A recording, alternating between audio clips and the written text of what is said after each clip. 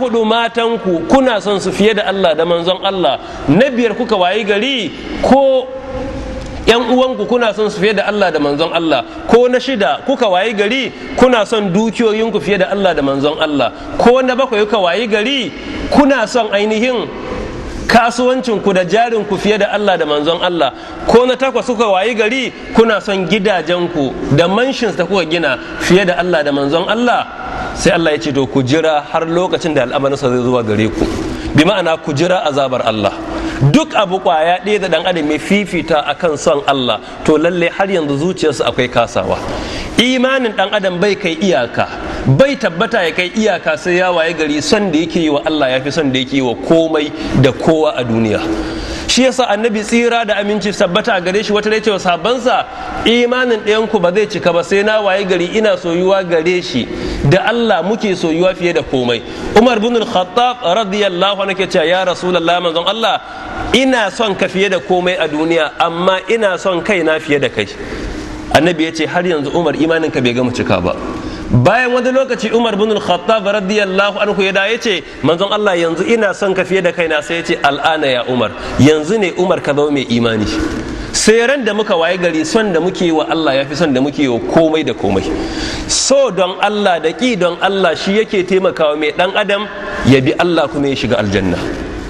Daga cikin ababe masu sauƙi da zai taimaka ma ni da kai mu so Allah, mu karanta Qur'ani da tafakkuri, muna jujjuya ayoyin da Allah yake magana a Qur'ani a kansu, akan irin jerin gwanon halitta da ya mana da irin jerin gwanon ni'imomin da ya mana. Wa sakhara lakum ash-shamsa wal qamara zuwa wa sakhara lakum al-laila wan nahar har zuwa wa atakum min kulli ma sa'altumuhu wa in ta'uddu ni'matallahi la tuhsuha.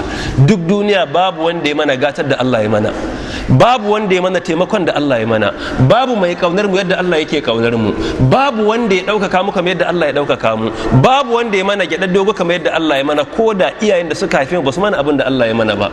Da haka yace in za ku jera ni'imomin Allah ba za ku iya irga su ba. Idan za mu zauna dukkaninmu don mu irga ni'imomi na Allah ba za mu iya karar da su ba.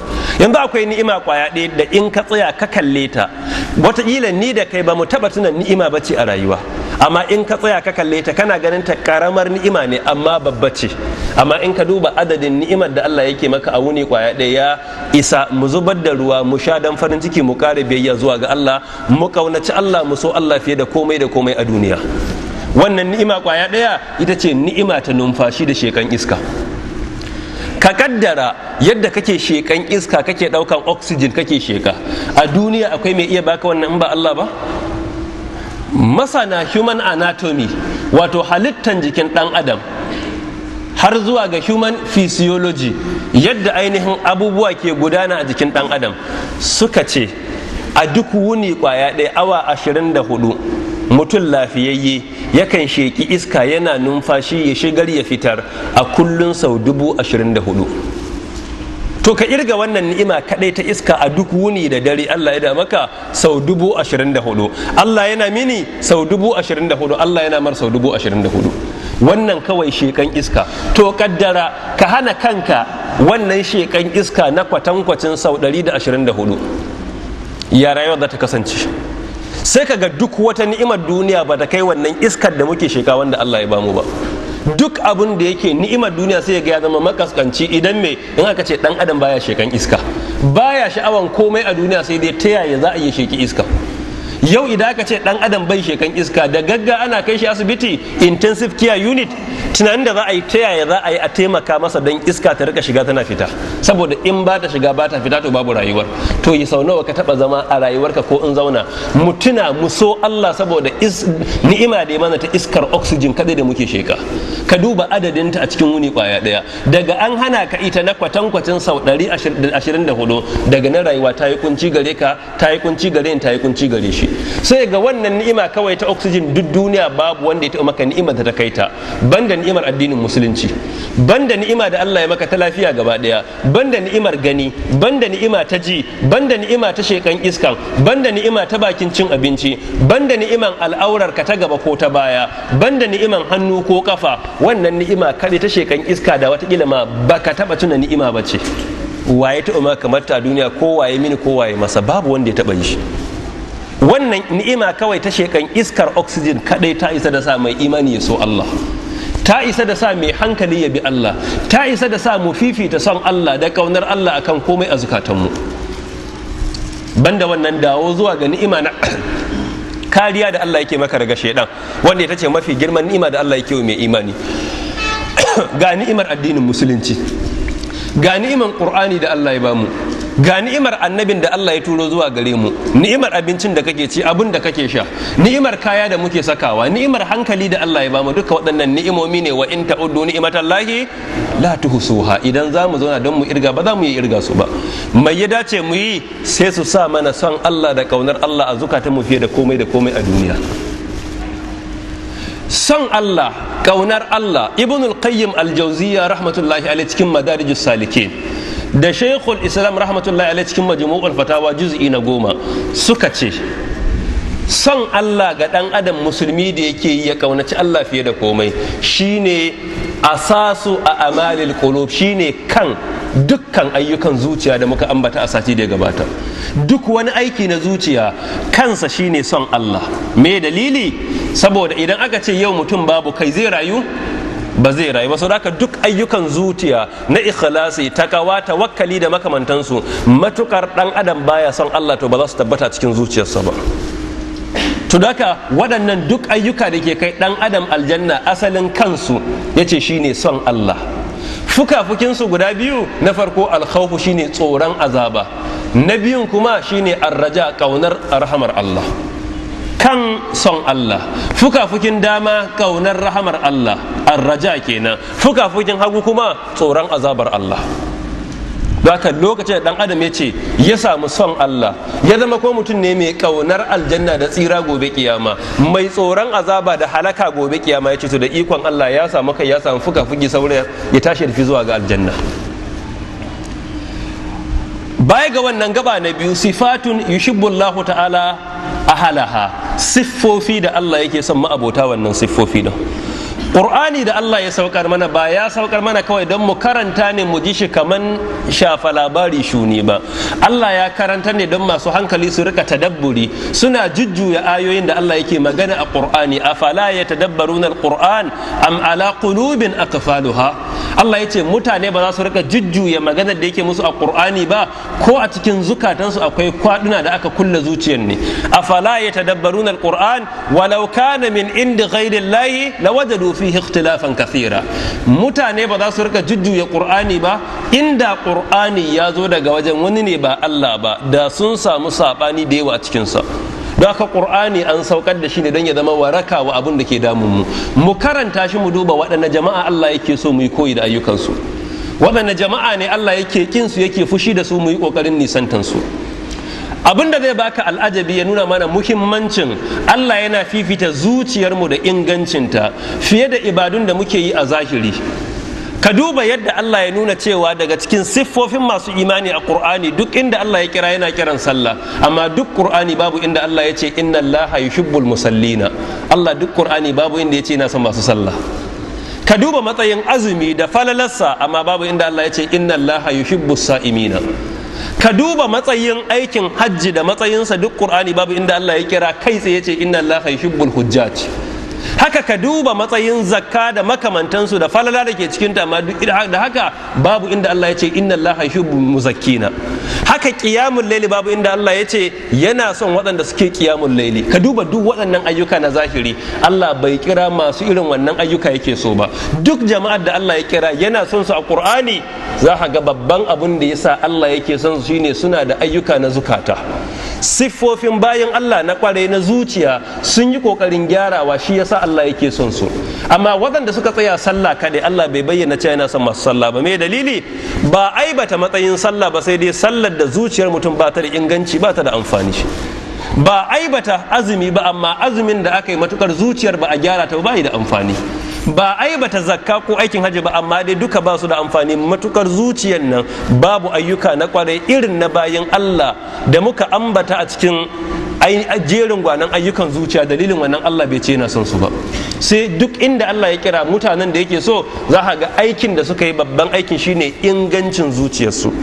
daga cikin mafi girman abin da ke sa zuciya ta zama mai inganci shine son Allah fiye da son komai a duniya, yin soyayya don Allah da yin ƙiyayya don Allah. Daga cikin siffofin bayan da Allah ya ce yana so, ni da ku murka kira ɗaya bayan ɗaya kuna kirga su. A cikin bakara Allah ya ce wa ahsinu inna Allaha yuhibbul muhsinina. Ku yi ihsani, lalle Allah yana son masu ihsani. Ihsani aikin zuciya ne. Ku yi ihsani, Allah yana son masu ihsani. Hadisi a Muslim, fiyayyen halitta tsira da aminci sabbata a gare shi ya bayyana mana karara menene ma'anan ihsani, shine an ta'budallaha ka annaka tarahu fa in lam takun tarahu fa innahu yaraka. Ihsani shine ka bauta wa Allah kamar kana ganin Allah. Duk inda ka tsaya za ka yi ibada, a tsakiyar dare ne, a ɗaki ne mai duhu, kai kadai ne, azumi kake yi, a sadaka za ka yi, duk inda kake ka rika bautan Allah ka annaka tarahu kamar kana ganin Allah, kai ka ce kai kana ganin sa. Wannan shine mafi girman matsayin ihsani. Sai ce fa in lam takun tarahu, in ba za ka bauta Allah kamar kana ganin sa ba, fa innahu yaraka, to ka gamsar da kanka duk abin da kake Allah yana ganin ka. Kaga matakin farko shine ka bauta Allah kaman kana ganin sa, ba a kuma ce ka sawwara Allah idon ka ba, sai dai duk abin da kake ka kaddara kawai lalle kana ganin Allah. Me dalili? Saboda babu inda zaka je ka buye wa Allah. In ba za ka iya haka ba, to duk abin da zan yi a duniya za ka yi a duniya, to mu tabbatar Allah yana ganin mu. Idan dan adam zai shiga daki ya sabi Allah, duk duniya ba mai ganin sa, Allah yana ganin sa ko ba ganin sa? Iya ganin sa. To sai ka bar sabon Allah, wannan shine ihsani. Duk abin da za ka yi a cikin jama'a da a gefe, to matsayi ɗaya da meka shine kana bautawa Allah kamar kana ganin sa. In baka ganin sa, kana da yaƙinin Allah yana ganin ka. Wannan shine ihsani. Daga cikin mafi saukin siffata ihsani shine duk wanda ya maka alkhairi, musulmi dan uwanka, to yi tunanin yaya za a yi ka saka mar da alkhairi da yafi irin wanda ya maka. Idan musulmi ya maka sharri, yi tunanin yaya za a yi ka saka masa da alkhairi ba da irin sharrin da ya maka ba. To wannan shine ihsani. Zai yi dan adam ya samu ihsani bai da zuciya mai inganci? Ba zai yi ba. In mutum ya maka alkhairi, ka masa alkhairin da ya fi irin wanda ya maka. Qur'ani haka ya ja hankalinmu, ya ce wa idha huyyitum bi tahiyyatin fahayyu bi ahsana minha aw rudduha. Ko sallama mutum ya maka, to kamar da mafi alkhairin wanda ya maka ko ka mayar masa. Misali, musulmi ya ce maka assalamu alaikum, in kamar ihsani sai ka ce wa alaikumus salam wa rahmatullah, sai ka kara wa rahmatullah. In ya ce assalamu alaikum wa rahmatullah, sai ka kara masa wa alaikumus salam wa rahmatullahi zuwa wa barakatuhu. Kaga sallamar da ya kai kana kari a kanta. Idan ya kai assalamu alaikum wa rahmatullahi wa barakatuhu, sai ka ce wa alaikumus salam wa rahmatullahi wa barakatuhu, sai ka masa karin ihsanin ko da murmushi ne. Shine wa idha huyyitum bi tahiyyatin fahayyu bi ahsana minha aw rudduha. To kaddara ya maka sallama zuwa karshe yayi murmushi, sai kai gaggawan mika mar hannu don yin musafa. Wannan shine ihsani. Duk alkhairi ya tunanin yaya za a yi wanda ya mun alkhairi in saka mar da alkhairin da ya fi wanda ya mini. Idan mahaifina ya mun alkhairi, yaya za a yi a rayuwa Allah ya bani ikon na mar alkhairin da ya fi wanda ya mini. Idan mahaifiya ta mun alkhairi, shin zai yi na mata alkhairin da ya fi wanda ta mini? To ta za a yi na saka mata. Idan malami na ya mun alkhairi, ya za a yi na masa alkhairi da ya fi wanda shi ya mini. Idan ɗalibi na ya mun alkhairi, ya za a yi na saka mar da abun da ya fi wannan alkhairi. Ya zama in kai na da zuciya mai inganci da isani, duk wanda ya maka alkhairi ɗaya duniya, tunaninka yaya za a yi gabaninka bar duniya ka masa alkhairin da ya fi wani irin wanda shi ya maka. Wannan shine ihsani. Ihsani gaba na biyu shine idan musulmi kaddare maka sharri ko ya cutar da kai, to ihsani yaya za a yi ka masa alkhairi maimakon mai sharri. Shi yasa Qur'ani yace wala tastawil hasana wala sayyi'a idfa billati hiya ahsan. Kaga ihsani sai yace fa idhal ladhi bainaka wa bainahu adawatun ka annahu waliyyun hamim wa ma yulaqaha illa alladhina sabaru wa ma yulaqaha illa dhu hazzin azim. Allah yace mai kyau da mai muni ba sa daidaituwa. Idan aka maka mai muni, to saka da mai kyau a gurbin mai muni din. Sai zama wanda tsakaninka da shi akwai gaba, ya kai matakin da zai iya kwabe riga don kare ka. Sai Allah ya ce wa ma yulaqaha illa alladhina sabaru. Babu mai kaiwa matsayin ihsani sai mai hakuri. Hakuri aikin menene? Aikin zuciya ne. Sai ce kuma wa ma yulaqaha illa dhu hazzin azim. Ba mai kaiwa matakin ihsani sai wanda yake mai rabo, wanda yake mai girma. Kaga mutane na farko da Allah yake so, yace yana son muhsinun, masu yin ihsani. Ibrahim bin Adham alaihi rahmatullah wata ran tafiya ya fito yake yi da yana tafiya, babban malami ne, sai wani mutum ya tare shi da kare, shi mutumin da kare yake tafiya, sai ya kalli gemun Ibrahim bin Adham, sai ce Ibrahim bin Adham, da gemunka da bindin kare na wanne fi daraja? Ibrahim bin Adham sai ya tsaya ya ce idan na bi Allah ya kai ni aljanna gemuna ya fi bindin karenka daraja, idan na saba wa Allah ya kai ni wuta bindin karanka ya fi gemu na daraja. Dalilin wannan kalma wannan mutumin ya musulunta. Me dalili? Kaga sharri sai saka mada alkhairi, yana kwadanta gemunsa da bindin kare, amma sai ya ce idan na bi Allah na je aljanna gemun ya fi bindin karen, dan gemun ya je aljanna. In na saba Allah na je wuta bindin karen ya fi gemu. Me dalili? Don Allah bai ce zai kai kare wuta ba, duk da yadda ya aibata shi a cikin Qur'ani. Amma wanda ya shiga wuta kuma da gemun su zai je wuta in ya saba wa Allah. Isa alaihi salam wa'azi ya wasu mutane, yana kammala wa'azi yana juya suka ce la'anaka Allahu, Allah ya tsine maka. Sai ce kaffara Allahu amwalakum, Allah ya kare dukiyoyinku. Qatalaka Allahu, Allah ya la'ance ka. Yace Allah ya kara muku imani. Aka ce Isa mutane suna tsine ma annabi Isa kana musu addu'a, yace kowa yana kyauta da abin da ke hannunsa ne. Su sharri ne da tsiya ta yi katutu a hannunsu suke ba ni, kuma alkhairi Allah ya bani yasa nake ba su. Me dalili? ya ce ni alkhairi Allah ya bani. Na farko jama'ar da Allah yake so ya ce yana son mutane masu ihsani, shine duk wanda ya maka alkhairi karka sha kamar da sharri, yi kokarin tuna gabanin ka bar duniya wani alkhairi zaka mar da yafi wanda ya maka. Idan musulmi ya ma sharri yayi za a yi ka masa alkhairi a gurbin wannan sharrin da ya maka. Na biyu daga cikin siffar bayin da Allah ya bayyana mana a cikin Qur'ani cewa Allah yana son su, Allah ya bayyana mana karara bayan ya ce yana son masu ihsani, sai ya ce yana son su wanne?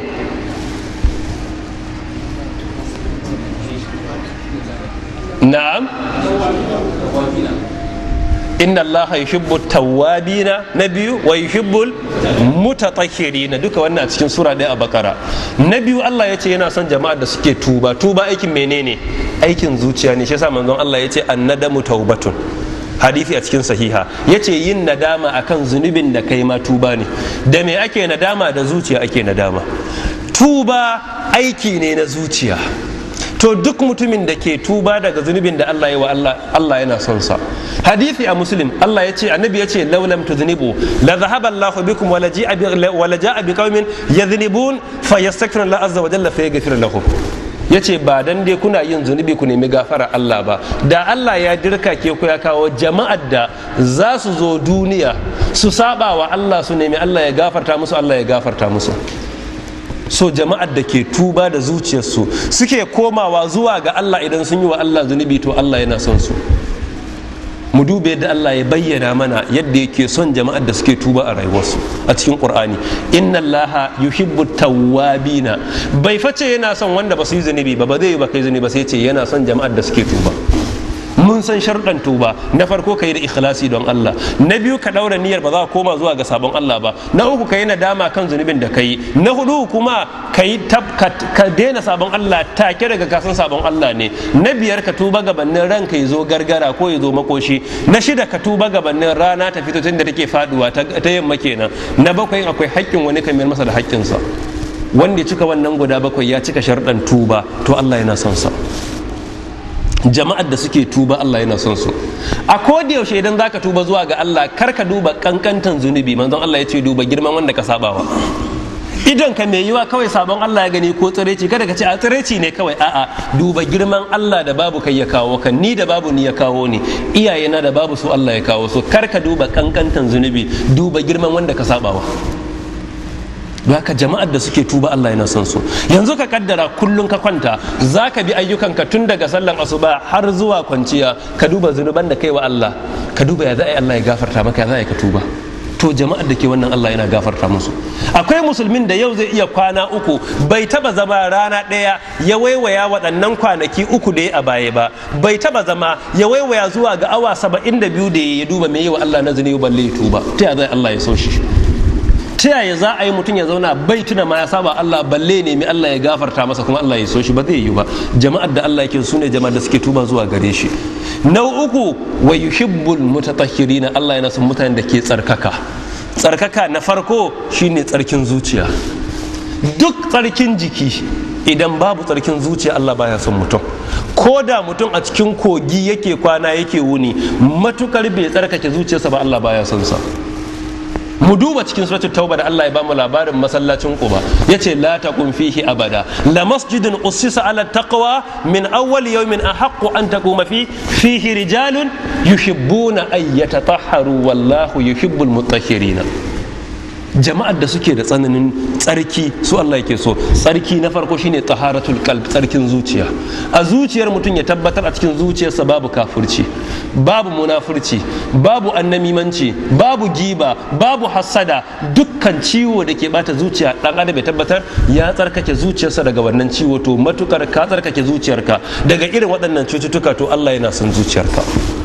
Shi yasa dalilin rashin su shine tsarkin zuciya, samo su a zuciya kuma shi yake kira najasatul qalbi, wato najasar zuciya. Duk wani siffa kwaya ɗaya da Allah baya so in ta shiga zuciya, to zuciyar ta samu najasa. Shi yasa Allah ya ce kalla bal rana ala qulubihim ma kanu yaksibuna.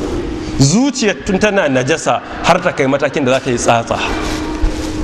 Bayan tsarkin zuciya, jama'ar da ke tsarki na zahiri Allah yana son su wajen wankan janaba, wajen yin alwala, wajen yin tsarki daga fitsari, tsarki daga bayan gari. Allah yana son mata da suke wankan istihaba, wankan nifasi. Allah yana son mata da ke wankan haida. Waɗannan dukkaninsu Allah yana so, amma da sharaɗi bayan an samu tsarkin mai zuciya. Kaga na farko Allah yana son masu ihsani, Allah ya samu a cikinsu.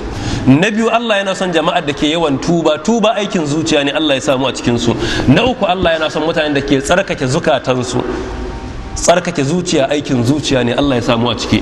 Sai na hudu daga cikin bayin da Allah yake so, yace inna Allaha yuhibbul mutawakkilina a cikin suratu Ali Imrana. Allah yana son jama'ar da ke dogaro zuwa gare shi. At-tawakkul sifar su wane ne? Sifar zuciya ne.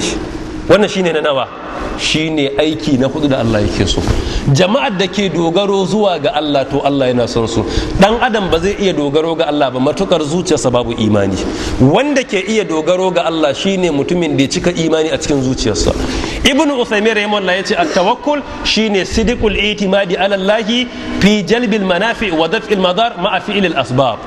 Ma'anan dogaro ga Allah shine gaskiyan tabbata ga Allah, gaskiyan togewa wajen bin Allah, wajen jawo fa'ida da tunkuda barna tare da yin aikin da Allah yake so don cimma burin abin da ake nema. Don haka cikin jama'ar da Allah yake so yana son masu tawakkali. Ba a samun tawakkali sai da zuciya mai inganci. Wa man yattaqillaha yaj'al lahu makhrajan wa yarzuquhu min haythu la yahtasib wa man yatawakkal 'ala Allahi فهو حسبه إن الله بالغ أمره قد جعل الله لكل شيء قدرا إنما المؤمنون الذين إذا ذكر الله وجلت قلوبهم وإذا تليت عليهم آياته زادتهم إيمانا وعلى ربهم يتوكلون الذين يقيمون الصلاة ومما رزقناهم ينفقون أولئك هم المؤمنون حقا. Haka masu tawakkali da zuciya sun dogara ga Allah cikin duk fa'ida da suke nema da kariya daga sharri, to suna cikin jerin gwanin bayin da Allah yake son su. Ni da ku Allah ya samu a cikin masu tawakkali zuwa gare shi. Na hudu kenan. Sai na biyar Allah ƙara bayyanawa a cikin suratu Ali Imrana da cewa wallahu yuhibbus sabirina.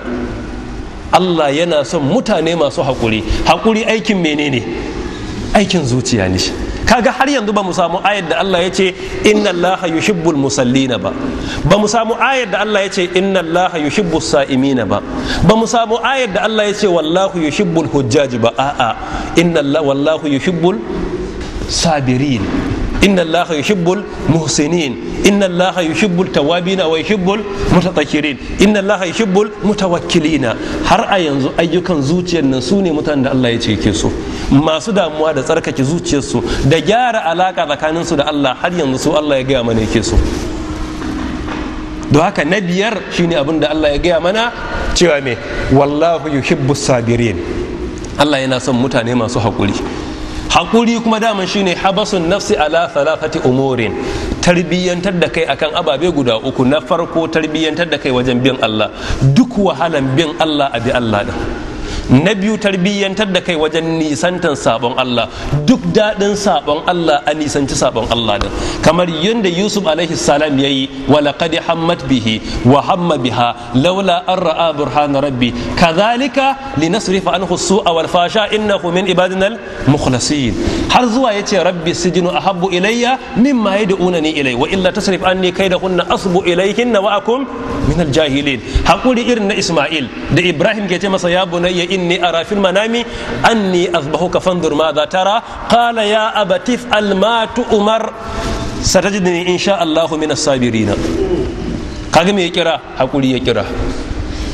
Duba ga tambaya ɗaya muhimmiya da hakurin Yusuf alaihi salam wajen jefa shi rijiya da aka yi, bayan jefa shi rijiya da sharrin da aka mar yayi sata, da zuwa da aka yi aka ce kura ta cinye shi, da shiga kurkuku da ya yi, duk waɗannan musifin da kuma ikon zina da ya samu bai yi ba wanne fi girma, da fadawa rijiya da rabuwa da iyaye da shiga halin kakanikayi da nisantan zina kwaya ɗaya da wanne fi girma a wurin Allah?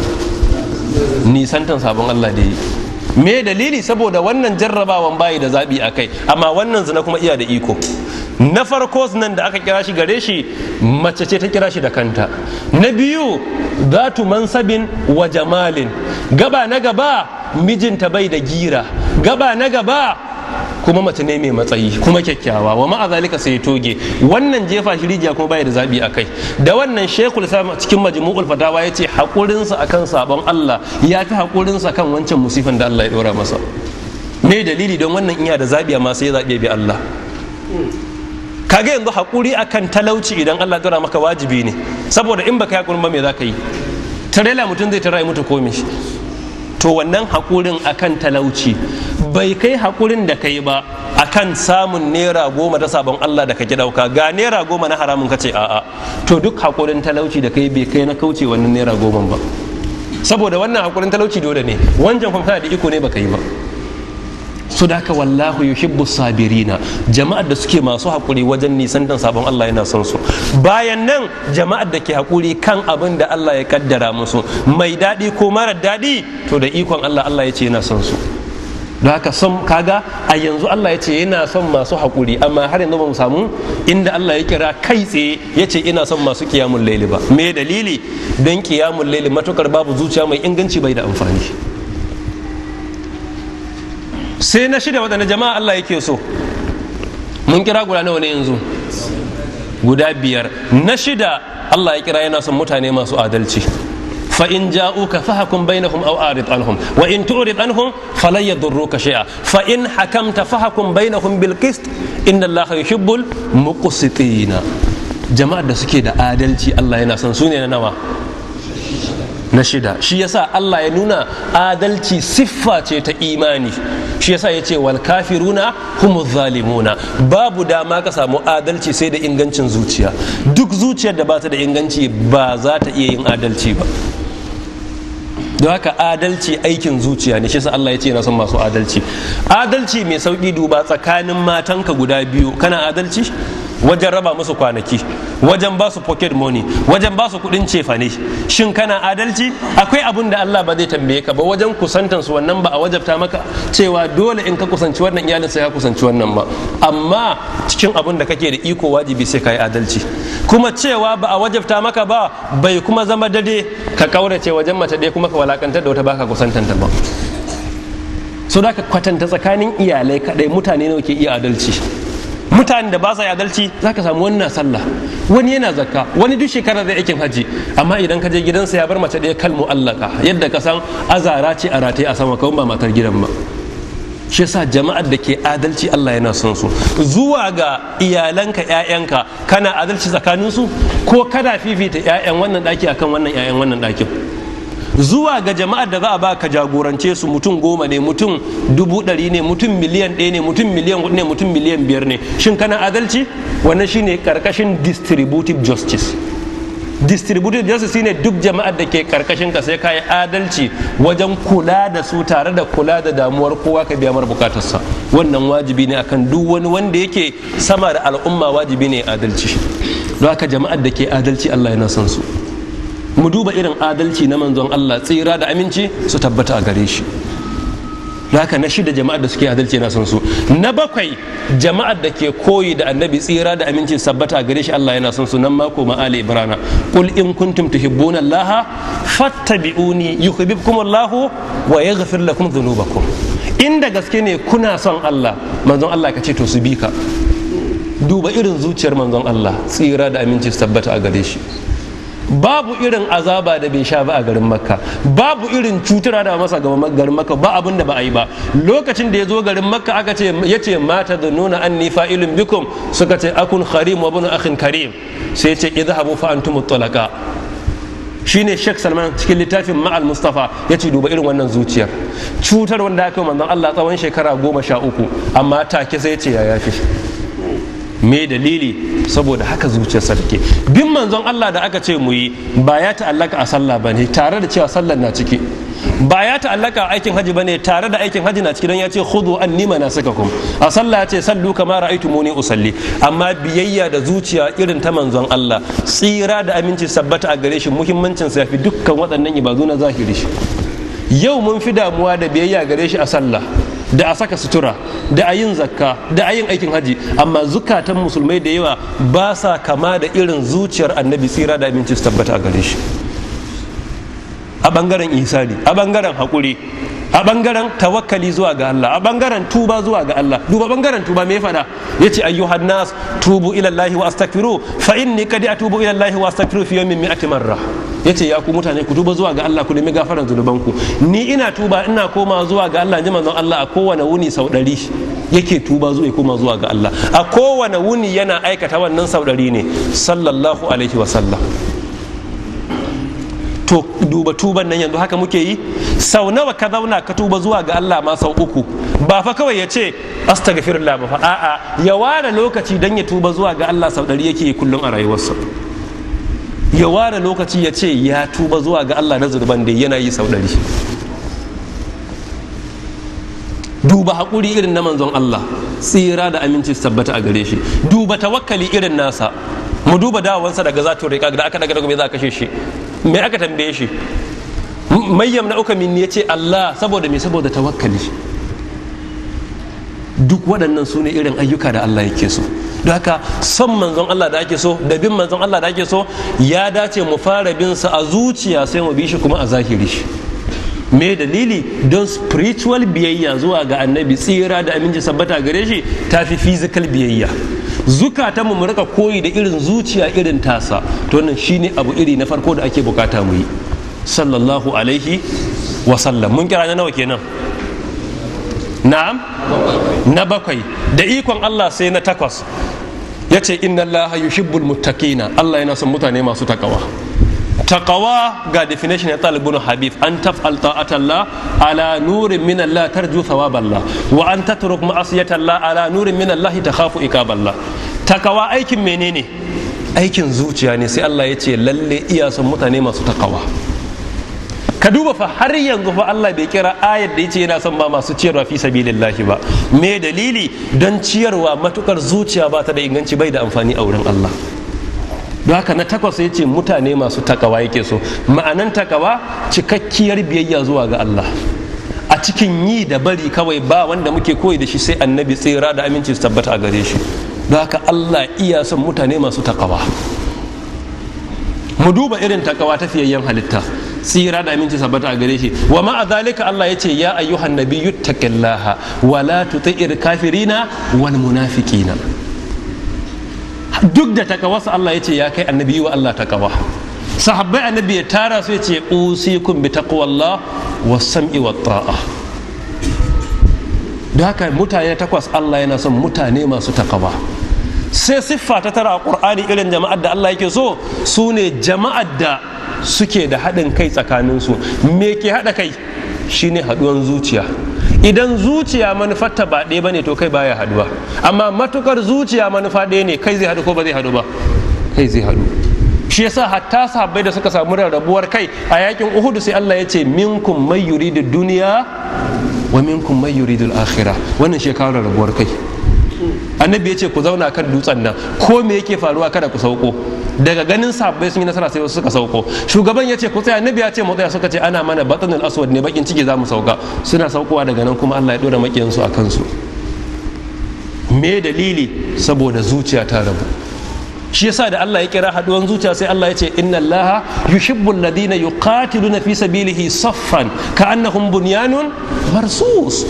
Allah yana bukatan jama'ar da ke gwagwarmaya a tafarkinsa amma suna sahu daya, kai ka ce katanga ce da aka mata plasta, baka iya gane ina ne karshen wannan blokin ina ne farkon wannan. Me ya hada su? Saboda ingancin zuciya. Idan ko ba a mai hana shine lalacewar zuciya. Amma matukar zuciya manufar ta ɗaya ne to babun da zai hana ta haduwa. Amma matukar manufar ta saba, ko da an ɓoye to kai baya iya haduwa. Don haka jama'a na nawa muka kira yanzu? Na tara. Su ne jama'ar da Allah yake so. Sai jama'a na 10, wannan idan mun ga dama za mu yi kira ko da a cikin hadisai na annabi tsira da aminci sabbata a gare shi. Akwai hadisi riwayar Muslim ya kira na 10, ya kira na 11, ya kira na 12, riwayar Muslim rahmatullahi alaihi. Anan za mu samu na 10 da 11 da 12. Manzon Allah ya ce inna Allaha yuhibbul abda at-taqi al-khafi an-naqi. Wa fi riwayatin inna Allaha yuhibbul abda al-ghani, riwayat Tirmidhi kenan rahimahullah. Bayan al-ghani sai ya ce wal khafi kuma wan naqi. Mutum na 10 Allah yana son, ya ce me kenan? Al-ghani, wanda ke da wadatar zuci. Wadatar zuci shine mutum na 10 da Allah yake so. Wadata ba wai ta ta'allaka da yawan abin da ka tara bane. Wadata ɗaya ne, shine wadata a zuciya. In dai ba ka da zuciya mai inganci, ko duk duniya ka ba mutum ba za ta ishe shi ba.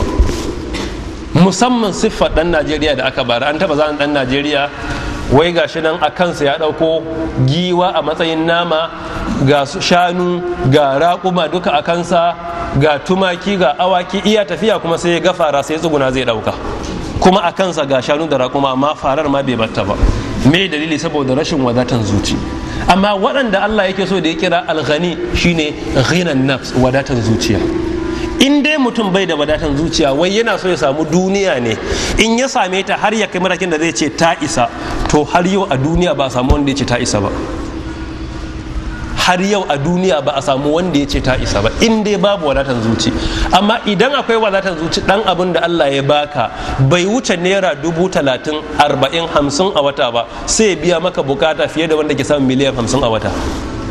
Shi yasa manzon Allah ya ce innal ghina ghinan nafs. Lalle hakikanin wadata shine wadatan zuciya, amma wadatan zahiri in babu wadata a zuciya babu shi har abada. Har yau ba a samu mutumin da ya ce bai da imani, bai da kyakkyawar zuciya, ba a taba samu mutumin da ya ce duniya ta ishe shi ba.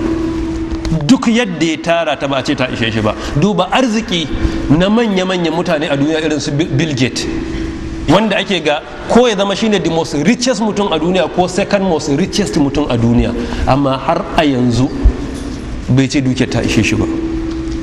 Amma wanda ke da wadatan zuci, idan ya fita yau ya samu abincin da zai ci yau, zuwa dare to ya ishe shi sai kuma na gobe. Manzon Allah yake cewa babu wa ma mana ibnu adam illa turab, yace babu abin da ke kosan dan adam a duniya sai kasa. Amma kudi, riyal, dala, pound sterling, euro ba sa isan mutum.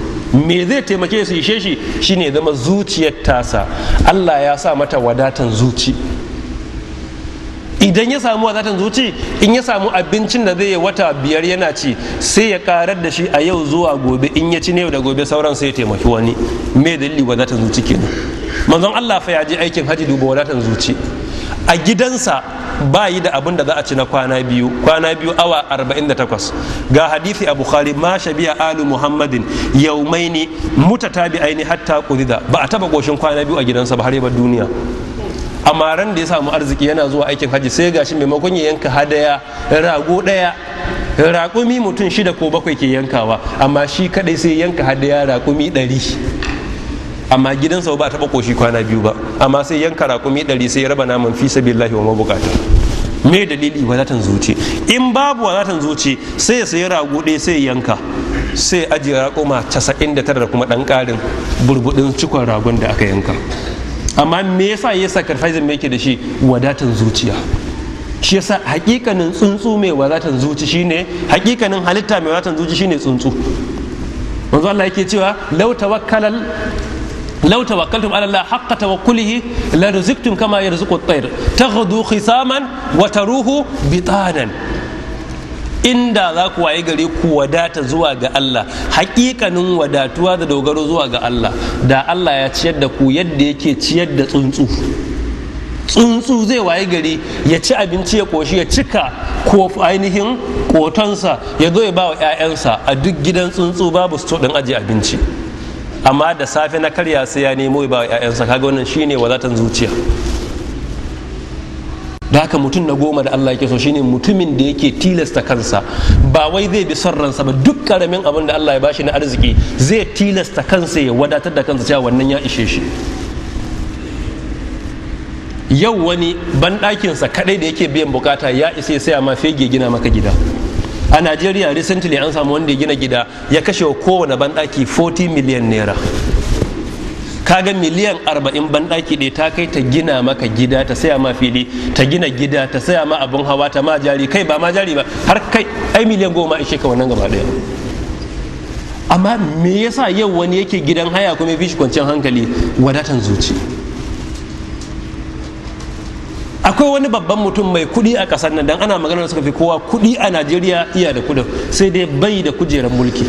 Ya taba tafiya a Kano a babbar mota, sai ya zo ya wuce wani mutum ya kasa yalo a bakin hanya, yana bacci harara ta buge shi a cikin rana, bai ko farka ba, ga yalon a rana gashi a rana ko rumfa babu. Da ya wuce sai ya ce abokinsa, kaga masu jin daɗi a duniya kenan, wannan mai yalon sun fi kowa jin daɗi a duniya. Me dalili? Wadatan zuciya. Wani iya da arzikin amma lissafin arzikin ya hana shi bacci a rayuwarsa, bai da time din yin bacci saboda zai lissafin arzikin, kuma arzikin bai ishe shi ba, kuma iya ta lissafin arzikin har ya koma zuwa ga Allah bai ci arzikin ba. Don haka a cikin hadisin nan mutum na 11 da Allah yake so sai ya ce annaqi. Mutum annaqi shine mutum da yake mai tsantseni, tacacce, wanda yake kaucewa dukkan wani abun da ke jawo fushin Allah. Shine annaqi. Duk abin da aka ce iya jawo fushin Allah, Allah bai yarda da shi ba to yana kauce masa. Inda kunna ne, inda hannu ne, inda kafa ne, inda baki ne, inda ido ne, duk abin da zai da wannan gaban ya duba me Allah yake so, baya yarda yi abin da Allah baya so. A koda yaushe before yayi abu sai ya tuna, bai yin wani aiki sai ya tuna me Allah ya ce akan wannan aikin. Ba zai kalli abu da idonsa ba sai ya tuna me Allah ya ce, Allah ya ce a gani ko bai ce ba. Ba zai faɗi abu da bakinsa ba, duk jumlar da zai a duniya sai ya tuna Allah yana so ai ko baya so. Imamu Shafi rahimahullah idan ya zo ya kwanta yana kirga kalmomin da ya faɗa tun daga wayewan gari har zuwa faduwar rana, zai gaya maka ya faɗi kalma 101 yau, ya faɗi kalma 77, hatta kalmomin bakin suna irgawa. Me dalili? Ya ce in ba ma irga to ana irga mana ai, ana irga ba ma irga kuma mun halaka. Da haka Imamu Shafi rahimahullah ko kwanciya yi sai ya tuna duk kalmar da bakinsa ta faɗa, duk jimlar da bakinsa ya faɗa, duk wannan sai ya tuna daga farko har zuwa ƙarshe. Wannan shine annaki. Annaki shine siffar maganar da malam mai akhdar ya gaya mana, wala yahillu lahu an yaf'ala fi'lan hatta ya'lama hukmallahi fihi. Baya halatta ga mutum ya aikata wani aiki har sai ya san hukuncin Allah a cikin wannan aiki din. Shine na 11. Na 12 al-khafi. Allah yana son mutane da suke boye aiki, ba sa taɓa bayyana aikin alkhairi sai ya zama ba makawa a bayyana, ko kuma a wurin da bayyanawan ya zama iya da fa'ida fiye da boyewa, tare da kuma suna da yaƙinin in sun bayyana aikin ba zai ɓaci ba. Wannan shine al-khafi. Boye aiki aikin zuciya ne. Idan muka duba bayan Allah na kwarai, Sufyan bin Uyayna alaihi rahmatullah ya shekara ɗaiɗai, shekara 10 da iyalinsa yana azumi litinin da alhamis, amma ba ta sani bai ta da kanta. Ta ce sai ya ɗauki abinci a gida, sai ya zo zaure, sai ya yayyanka abincin kamar an ji, sai ya je waje ba da sadaka, sai ya koma gida mai da kwanukansa saboda ɓoye aiki. Irin su Ibrahim bin Yazid bin Qais an-Nakhai rahimahullah, mutum zai kwanta da iyalinsa, iya tuna ayoyin Allah, ya zubar da hawaye har ya jika filon ya jike jagwab. Iyalin da ke kwanci a wurin ba da san yana zubar da hawayen ba. Idan ya nemi ya rinjaye shi hawayen da ke zuba, an ta magana sai ce yana tsammanin mura ke damunsa. Shine alkhafi. Mutanen da suka kai makura wajen ɓoye aikin alkhairi. ba sa bayyana sai a wurin da ba makawa sai an bayyana, ba sa bayyana sai suna da yaƙinin bayyana ya fi ɓoyewa alkhairi a wannan gabarin wasu aikin sun bayyana ba. So mutumin da ya kai makura wajen ɓoye aikin alkhairi to Allah yana son sa. Shine wa rajulun tasaddaqa bi sadaqatin fa akhfaha hatta la ta'lama shimaluhu ma tunfiqu yaminuhu. Mutane bakwai da Allah yake inuwantarwa gobe kiyama karkashin inuwar da babu wata inuwa sai ita, da mutumin da ya bada sadaka ya ɓoye har aka waye gari hannun hagunsa bai san me hannun damansa ke ciyarwa ba. Don haka mutum da 11 da Allah yake su ne mutanen da ke ɓoye aikinsu al-khafi. Sheikh Ad-Duwai hafidahullah akan wannan hadisi da ya san da ya rubuta littafi guda 3, inna Allah yuhibbul abda at-taqi, wata riwaya al-ghani, mun dauki na al-ghani saboda mun yi magana akan at-taqi. Ibn Hajar ya inganta riwayar al-ghani, Sheikh Muhammad Nasir Mullah ya da'afa ta. Da ya dauka sai rubuta littafi al-aghniya, al-atqiya, al-khafi sai rubuta al-akhfiya. Da ya dauki kalman an-naqi sai rubuta al-anqiya. Kowane kalma ɗaya sai da ya rubuta littafi a kansa, jama'ar da Allah yake son su. Dukkaninsu ya ce aikin zuciya ne babban abin da suka tsere al'umma da shi, zuciya suke da inganci. Me dalili? Saboda shi zuciyar ne wurin da Allah yake kallo. Duk girman jikinmu zuciyar nan Allah yake dubawa. Inna Allah la yanzuru ila suwarikum wala ila ajsamikum walakin yanzuru ila qulubikum wa a'malikum. Sai na 13 da 14 da 15 da 16 hadisi ne shi ma riwaya na ainihin Imam At-Tirmidhi rahmatullahi alaihi, riwayar Abu Idris Al-Khawlani da ya samu Mu'adh bin Jabal radiyallahu anhu, da ya ga Mu'adh ya ba sha'awa ya ce ina son ka don Allah, wallahi inni la uhibbuka fillah, ina son ka don Allah. Bayan sun gana mai tsawo sai Mu'adh bin Jabal ke gaya masa wannan hadisi, ya kira siffar na 13, 14, 15, 16 cewa wajabat muhabbati lil mutahabbina fiyya wal mutajalisina fiyya wal mutazawirina fiyya wal mutabadhilina fiyya. Duka waɗannan ayyuka ne da zuciya ke sa a yi su. Na 13 ya ce Allah ya ce soyayyata ƙaunata ta wajaba wa mutanen da ke son juna tsakaninsu da juna don neman yaddata. Idan ina son ka don Allah, kana so na don Allah, Allah ya ce a gaya mana son da muke yi wa juna don shi yana son mu shi Allah da. Duk mutane biyu da suke son juna don Allah kadai, ba don wata maslahar duniya ba, Allah ne zuciya ta hada su don Allah, wajen son Allah, Allah ya ce to a gaya musu shi ma yana son su. Wajabat muhabbati lil mutahabbina fiyya. Ga hadisi a Muslim, idan mutane biyu suna son juna don Allah, wanda ya fi dan uwansa son dan uwansa don Allah, to shi din Allah ya fi son sa. Manzo Allah ya ce idza tahabba rajulani ahabbuhuma ila Allah kana ashaddu hubban li sahibihi. Idan mutane biyu suna son juna don Allah, to wanda ya fi soyayya a cikin su, to shi Allah ya fi so. Idan son da nake maka yafi wanda kake mun don Allah, to Allah fi so na fiye da kai. Idan son da kake mun don Allah yafi wanda nake maka, to Allah yana son ka fiye da ni. Wal mutajalisina fiye da jama'ar da ke zama tare, Allah ya ce dalili na. Misali yanzu me ya tara mu a wannan wuri? Allah. To idan don Allah muka zauna, mun zauna mu ji me Allah yake so ne, da mai faɗa da mai sauraro, to Allah ya ce a mana bushara yana son mu. Amma in dai ba don Allah aka zauna ba, to Allah baya son mu. In zama da iyali kake don Allah ne, to zaman da kai da ita don Allah, Allah yana son ka. In ba don Allah bane, to Allah baya son ka. Duk zaman da aka yi wuri ɗaya, masallaci ɗaya ne, makaranta ɗaya ne, gida ɗaya ne, anguwa ɗaya ne, in don Allah kuka zauna da juna, Allah yana son ku. In ba don Allah bane, Allah baya son. Duk zama da aka yi, duk wani forum da aka yi, da duk wani taro da aka yi, in don Allah aka yi, Allah yana so. In ba don Allah bane, Allah baya son ku. Sai na 15 wal mutazawirina fiyya, Allah ya ce da mutanen da ke ziyara, mutazarina fiyya, mutanen da ke ziyara don neman yaddata, ziyara don neman yaddar Allah. In ba son Allah ba, babu abin da zai sa mutum ya tashi daga wani wuri ya je wani wuri sai don Allah. Idan ziyarar da kai don Allah ne zuwa wani mutum, kana kajijinsa don Allah ne, to Allah yana son ka. In don wata maslaha ce ta rayuwa ba Allah bane, to Allah baya son ziyara din. Amma duk wanda ke ziyara don Allah, to shi ma Allah yana son sa. ziyara ba ta yiwuwa sai gawa don Allah, sai gawa sai ga mai ingantaccen zuciya. Wani zai yi ziyara ne don neman duniya, wani zai yi ziyara ne don kaza kaza, wani zai yi ziyara ne don batanci, wani zai yi ziyara ne don kaza. To jama'ar da Allah ke so ne da suke yin ziyara don neman yardar Allah. Me ke sa a yi ziyara don Allah shine ingancin zuciya. Wani mutum ya fita zai ziyarci dan uwansa a wani gari, sai Allah ya turo mala'ika ya zo ya tambaye shi me yasa zaka je wajensa. Ya ce zan je ziyara wani sa ne don ina son sa. Sai Allah ya turo mala'ika ya gaya masa cewa son da kake masa kai ma Allah ya ce a ce yana son ka.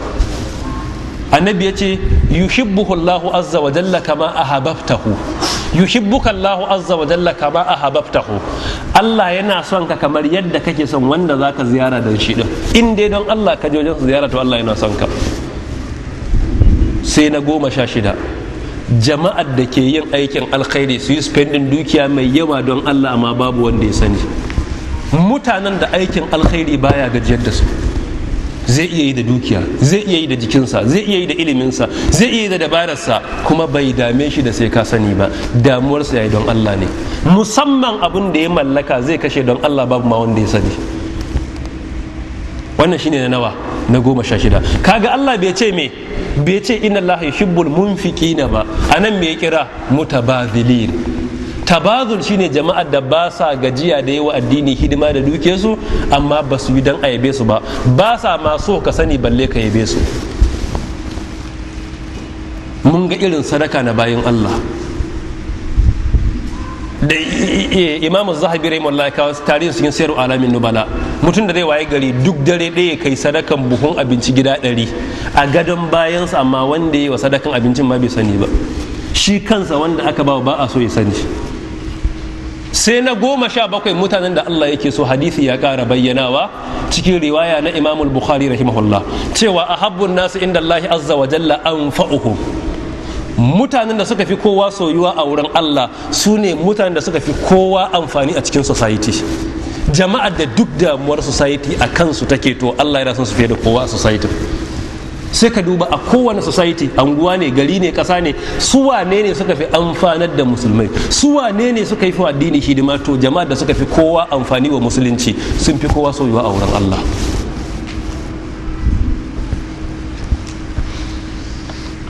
Sai na 18 an tambayi manzon Allah tsira da aminci sabbata ga cikin hadisin Tirmizi, man ahabbu ibadallahi azza wa jalla ilai, su wane ne mafi soyun bayan Allah gare shi? Yace ahsanuhum akhlaqan, su ne da suka fi kowa kyawawan ɗabi'u.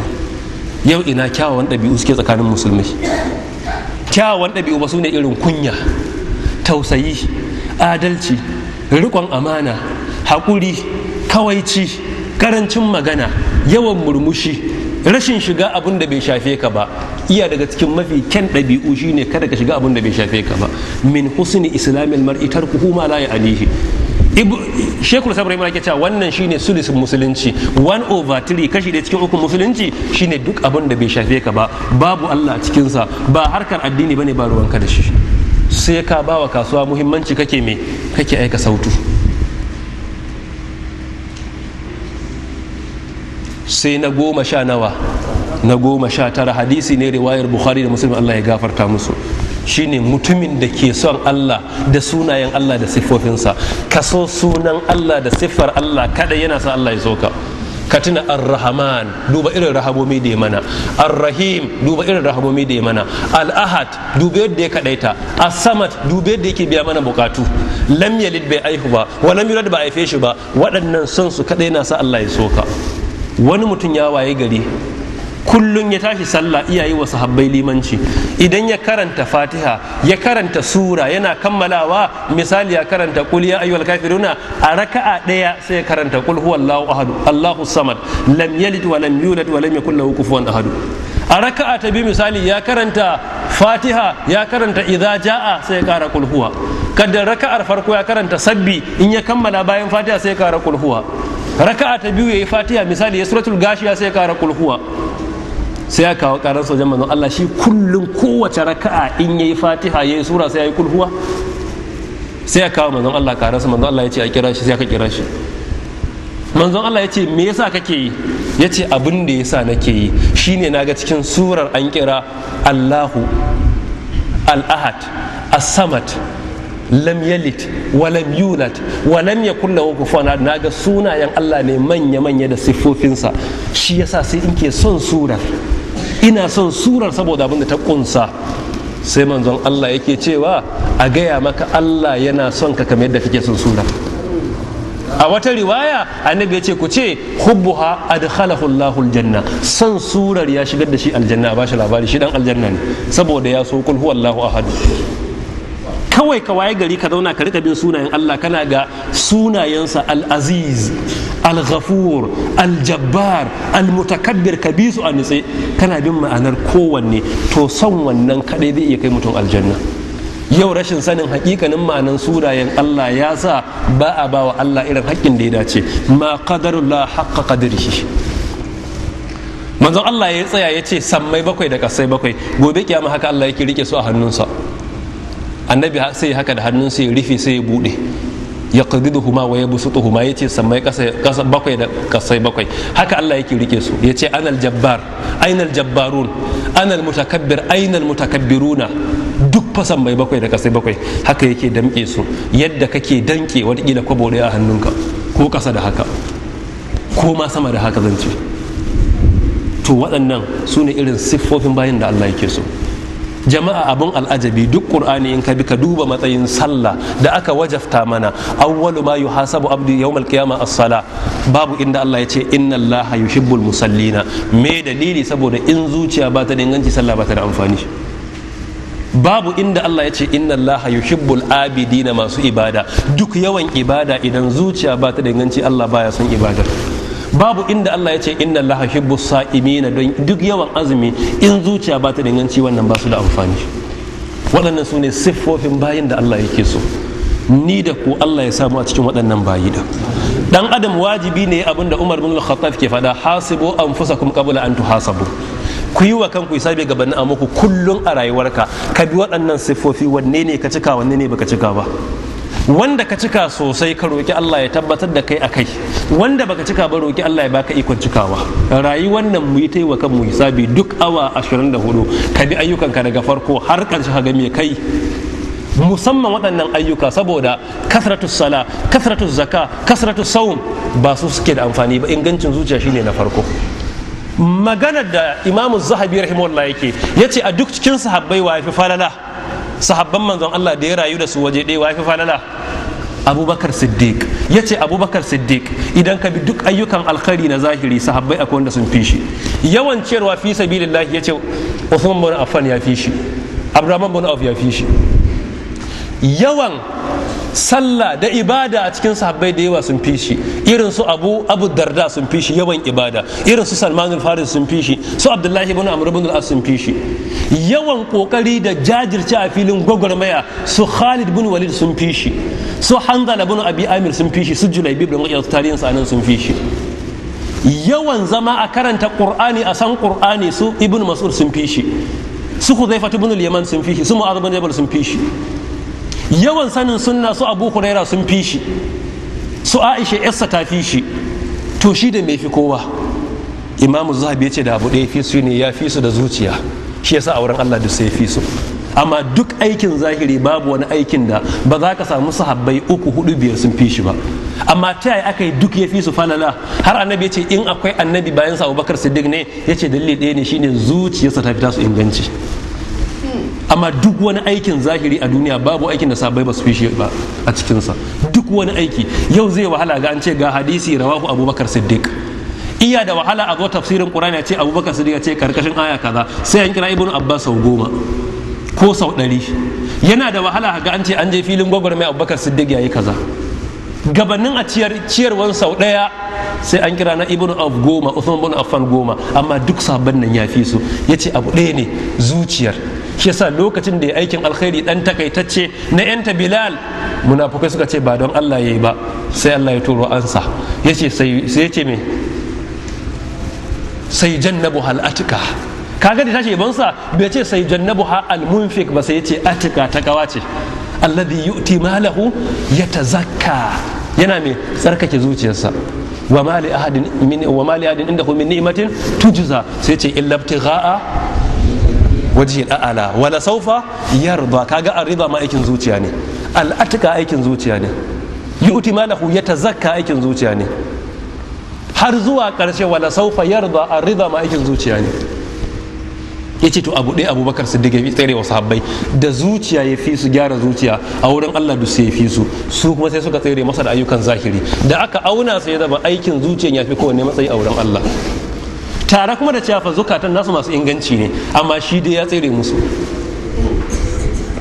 gaba na uku, alamatu muhabbatillahi ta'ala lil muslim, alamar musulmin da Allah yake so. akwai wasu irin siffofi da malamai suka faɗa, idan musulmi ya dan mallake su to alamar Allah yana son sa ne. dole ka sani ka duba shin Allah yana son ko baya so. akwai alamar siffan bayin da Allah yake so. na farko daga cikin siffar bayin da Allah yake so shine mutum ya samu ainihin tarbiyya alhasana, tatwirul hasan, wato ya tashi ya zama iya da wani tarihi da yake da wasu abubuwa abun sha'awa, ko a ce an shaide shi tun daga yarintansa yaro ne mai nutsuwa, a'a yaro ne mai karancin magana, a'a yaro ne mai kamun kai.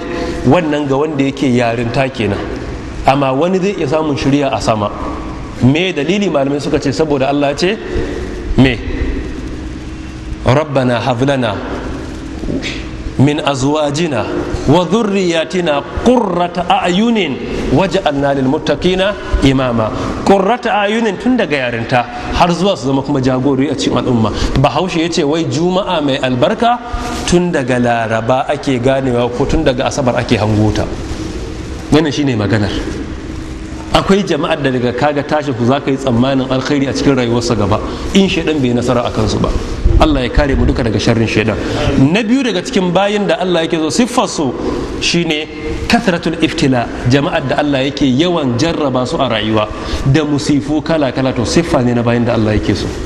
hadithi a cikin sunan na Imamu Abu Dawud da sunan na Imamu Tirmidhi rahimahullah, manzon Allah yace inna Allah idza ahabba qauman ibtalahum wa innal mar'a yubtala ala qadri dinihi wa la yazalu al bala'u bil mu'min hatta yalqa Allah wa ma alayhi khati'a. mu ji maganin da karfi. annabi ya ce idan Allah yana son mutane kan jarrabe su, jarrabawa, bala'i, musifa, fitina ba sa karewa da mai imani. manzon Allah ya ce har ya gamu da Allah bai da zunubi.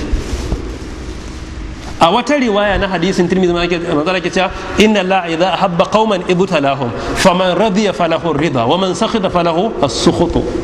yace idan Allah yana son mutane yakan jarrabe su da musifu kala kala, wanda ya yadda da jarrabawan da Allah ya masa to Allah ya yadda da shi, wanda ya fushi da jarrabawan da Allah ya masa to shi ma Allah ya yi fushi da shi.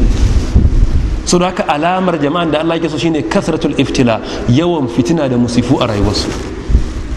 siffa na uku na jama'ar da Allah yake so su ne waɗanda suke zuwa mai al-khitimam bi husnil khatima, wato kammala rayuwarsu da kyakkyawan ƙarshe. wannan kuma idan sun bar duniya siffa na jama'ar da Allah yake so. hadithi ya ingana cikin sunan na Imam At-Tirmidhi da Imam Abu Dawud rahmatullah alaihima. Sheikh Muhammad Nasir rahimahullah ya ce hadisi ne hasan.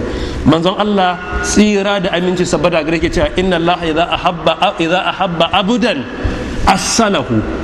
assalahu, idan Allah yana son bawa yakan assala rayuwarsa. qalu wa ma assaluhu, suka ce menene assala rayuwarsa?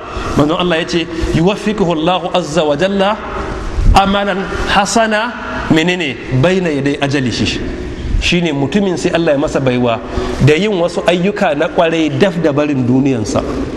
yanzu yana gama aikin kwarai sai ya rasu, ko yana cikin biyayya zuwa ga Allah sai ya rasu. Allah ya gafarta wa dan uwa malam Ja'far Mahmud Adam, jiya ya cika shekara 2 daidai a ƙasa. jiya da muke magana in kabi Allah ya ɗauki rayuwarsa on 13 yaushe April, yau nawa 14 a'a April ne ba March ba ne, 13 April ne yau da muke magana shine shekararsa 2 da kwana 1 a ƙasa. ko da ya yi wa Allah kuskure, irin kyakkyawan ƙarshe da Allah ya bashi ya dace umar kyakkyawan zato. ba ma nan kadai ba, wanda ke kin malam Ja'far Allah ya gafarta masa, ran da Allah ya dauki rayuwarsa in kana bin jarida ko gidajen rediyo zaka ga mutum na yabonsa kuma abokin gabansa ne. Allah ya maka kyakkyawan karshen da abokin gabanka dole sai ya yabe ka. ka rasu ranar juma'a alamar husnul khatima ne, kana sallah alamar husnul khatima ne, kana jagoranci waje allalil muttaqina imama alamar husnul khatima ne, kana sujada aqrabu ma yakunu al-abdu ila rabbih wa huwa sajidun, mafi kusancin da zaka samu da Allah kenan, kuma ka zo kai kalmar shahada. Kuma wani ne ya kashe ka, duk wanda ya kashe wani manzon Allah ya ce duk zunubansa ya ɗebe, duk zunubanka wanda ya kashe ka ya ɗebe. Akalla ko waɗannan kyakkyawan ƙarshe guda 7 ba su isa ba, to ɗauki irin su Mujahid bin Jabr rahmatullahi alaihi, shi ba wanda ya kashe shi goshi yasa a ƙasa Allah ya ɗauki rayuwarsa, kawai yana son Allah ya ɗauki rayuwarsa. Ga wanda ya rasu yana aikin hajji, manzon Allah yake cewa me la tughassiluhu wa la tuhannituhu fa innahu yub'ath yawm al-qiyamah mulabbiyan. Ya rasu yana labbaik Allahumma labbaik, manzon Allah ce kada ku sa shi alkafani, kada ku sa masa turare, kada ku masa wanka, zai tashi gobe kiyama yana labbaik Allahumma labbaik labbaik la sharika laka labbaik. Shine abin da yake faɗa a filin kiyama, a lokacin da wani kuma yana filin kwallo na ego, haka zai tashi a filin kiyama. Dan yubu asu kullu abdin alama mata alaihi, duk wani mutum abun da ya mutu akai akai Allah yake tada shi. Na hudu daga cikin siffar bayin da Allah yake so su ne Allah yakan sa kaunar bayin Allah a zukatansu. Imamul Bukhari rahimahullah dai tashi magana akai yace in za su yi magana sai ga jama'a na jin maganar su. Idan littafi suka rubuta Allah yana bashi karbuwa, idan kaset suka yi Allah yana sa yana watsuwa. Duba kasusuwan dan uwa Malam Abdurrazzaq ya haifar, yadda suke watsuwa kamar masara haka ake sayan su. Idan suka yi program ana saya, idan sun yi magana tana tasiri, idan sun rubuta littafi ana bukata. Yace to siffar bayin da Allah ke so kenan alkabul.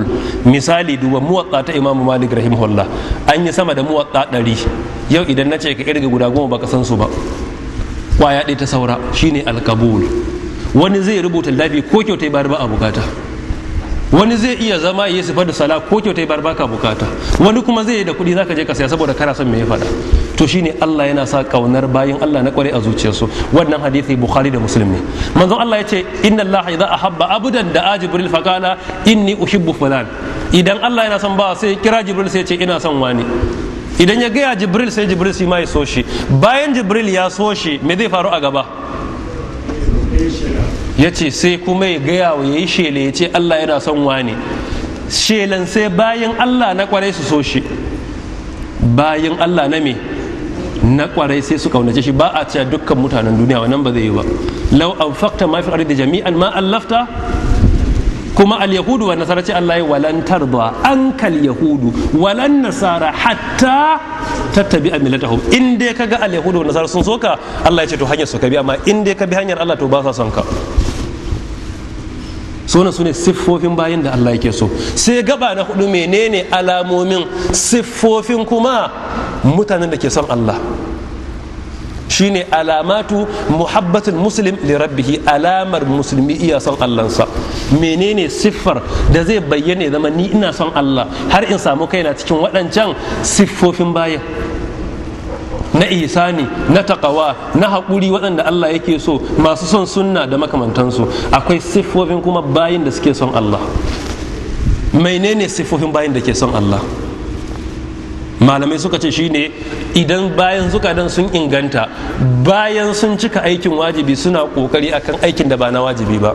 Man adali waliyan faqad azantuhu bil hardi, har zuwa wa ma taqarraba ilayya abdi bi shay'in mimma aftaratuhu alai. Sai yace wala yazalu abdi yataqarrabu ilayya bin nawafil hatta uhibbahu fa idha ahabbtuhu kuntu sam'ahu alladhi yasma'u bihi wa basaruhu alladhi yabsuru bihi, har zuwa karshen hadisin.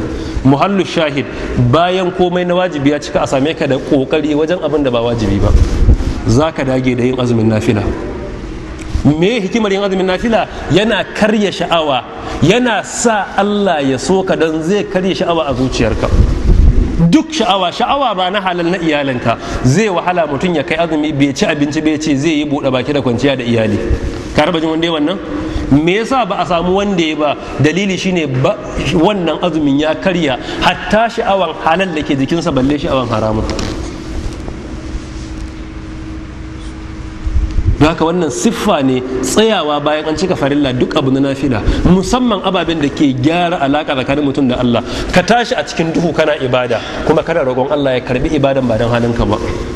don iya daga cikin sifofin masu yin abu don Allah da ikhlasi shine na farko daga cikin ayyukansu shine yadda suke da nishadi a cikin jama'a in suna ibada, haka idan suke yi su kadai duk duniya ba mai ganin su haka suke da nishadi. Yadda zai zo yana tahajjud a cikin jama'a awa 4, idan ya shiga ɗakinsa shi kadai kulli zai iya awa 4. amma lokacin da zaka zo masallaci kai awa 4 cikin jama'a, kai kadai a gida baka yi awa 2, da kuma sai ka duba ikhlasin ka. Me dalili? In dai Allah ne, to yadda yake ganin ka a cikin jama'a haka yake ganin ka a gefe. Kuma alamar masu ikhlasi a aikin da ya halatta a ɓoye sun fi ɓoyewa fiye da bayyanawa. A duk aikin nafila inda ya halatta a ɓoye ko a bayyana, to ɓoyewan suke bukata, ba sa bukatan bayyanawa sai a wurin da ba makawa. Wannan siffa ne na me? Na musulmi da alamar yake son Allah. Alama ne da bayyana yana me? Yana son Allah. Na biyu daga cikin siffar musulmin da ke son Allah, malamai suka ce shine samun alqudwa alhasana, ya zama mentors ɗinsa, gwanayensa da yake koyi da su sune jama'ar da Allah ya yarda da su. In an kira sunan annabi kana sallamawa. Abubakar Siddiq, Umar, Uthman, Aliyu radiyallahu anhum, sai ka rika jin su ne kake ɗauka role model da kake koyi da su a rayuwarka. وجعلنا منهم أئمة يهدون بأمرنا لما صبروا وكانوا بآياتنا يوقنون. صفة أكو alamar mutanen da suke son Allah sune masu haƙuri a wajen bin Allah. Shi yasa da Allah ya magana kan Ayyuba sai ya ce inna wajadnahu sabiran ni'mal abdu innahu awwabun. Kalmar awwab sune mutanen da ke da tsananin kauna, tsananin biyayya da kauna. Allah ya ce saboda iya da haƙuri, ni'imal abdu, kai madalla da wannan bawa, awwabun, mai karkata zuwa ga Allah da tsananin kauna. Na hudu alamar mutanen da ke son Allah shine jama'ar da suka waye gari duk abu na duniya ba shi suke samun nishadi a ciki ba, sai bin Allah ne suke samun nishadi. Idan ya tsaya yana kallon dirama ba ta ba shi nishadi, amma daga ya tsaya yana kallon karatun Qur'ani a masjid ana nuna ayoyi sai rika samun nishadi. Idan ya tsaya yana kallon tawaga ta kawai hayaniya da rudani a gari suna wucewa ba ta ba sha'awa, amma idan ya ga mabiya Allah sun fito a wa'azi kawai idan ɗauka kalmar Allah sai su ba sha'awa. To lokacin da ya zama nishadin ka yana samuwa ne a cikin biyayya zuwa ga Allah, a cikin son Allah da bin Allah, a nan kake samun nishadi. A sabon Allah a nan kasala take gare ka, to siffar kana son Allah ne insha Allah. Me dalili? Malamai suka hujja da hadisin Tirmizi da annabi tsira da amincin sabbata a gare shi yace kubbiba ilayya min dunyakum at-tibu wan nisa, yace waju'ilat qurratu aini fi salah. Ibn al-Qayyim al-Jawziyya rahimahullah yace qurratu ainin yafi hubbi. Shi yasa son mace na aure da son turare yace ina son su, amma yin biyayya zuwa ga Allah yace nan yafi karfin hubbu, qurratu ainin ne. Yace idan yana so ya samu lazza, ya ji daɗi, ya more, to shine ya tashi a tsakiyar dare bautawa Allah. Lokacin da kake samun nishadi in kana bin Allah, to ka gode wa Allah, alamar kana son Allah ne. Don wanda bai son Allah, ko sallah ya tashi ko bai zai wa Allah, to hamma yake yi. Shi yasa Allah ya ce innal munafiqina yukhadi'una Allah wa huwa khadi'uhum wa idha qamu ila salati qamu kusala yura'una an-nasa wa la yadhkuruna Allah illa qalila. Amma ina suke samun nishadi? Muzazzabina baina zalika, la ilaha ula'i wa la ilaha illa, anan suke samun nishadi. In dai yawo da labari ne to iya da nishadi. In ya tashi sallah kuma to hamma yake sai bacci. In ya gama sallah ya zo temple ya zauna, to na akwai nishadi. Daga an yi sallah kuma sai rika yana jin hamma.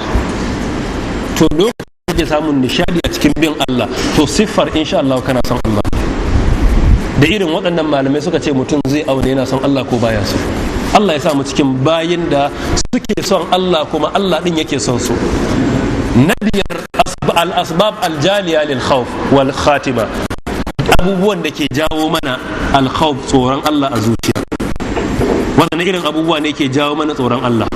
Na farko malamai suka ce qira'atul Qur'an, karanta Qur'ani, ma'at tadabbur wa tafakkur, tare da tadabburi, jujjuya saƙon ayoyin da tafakkuri da kuma duba abubuwan da Allah ya halitta yake ba mu labari a Qur'ani. Wannan shine na farko abin da ke mana baiwa da samun son Allah. In dai muna so mu so Allah, mu samu al-muhabba a zuciya, to mu yi riko da karatun Qur'ani. Me dalili? Qur'ani maganar Allah ne, inji Ibn al-Qayyim rahimahullah. In kana son Allah, to yawan karanta maganar Allah da yawan son jin maganar Allah dole ka so ta.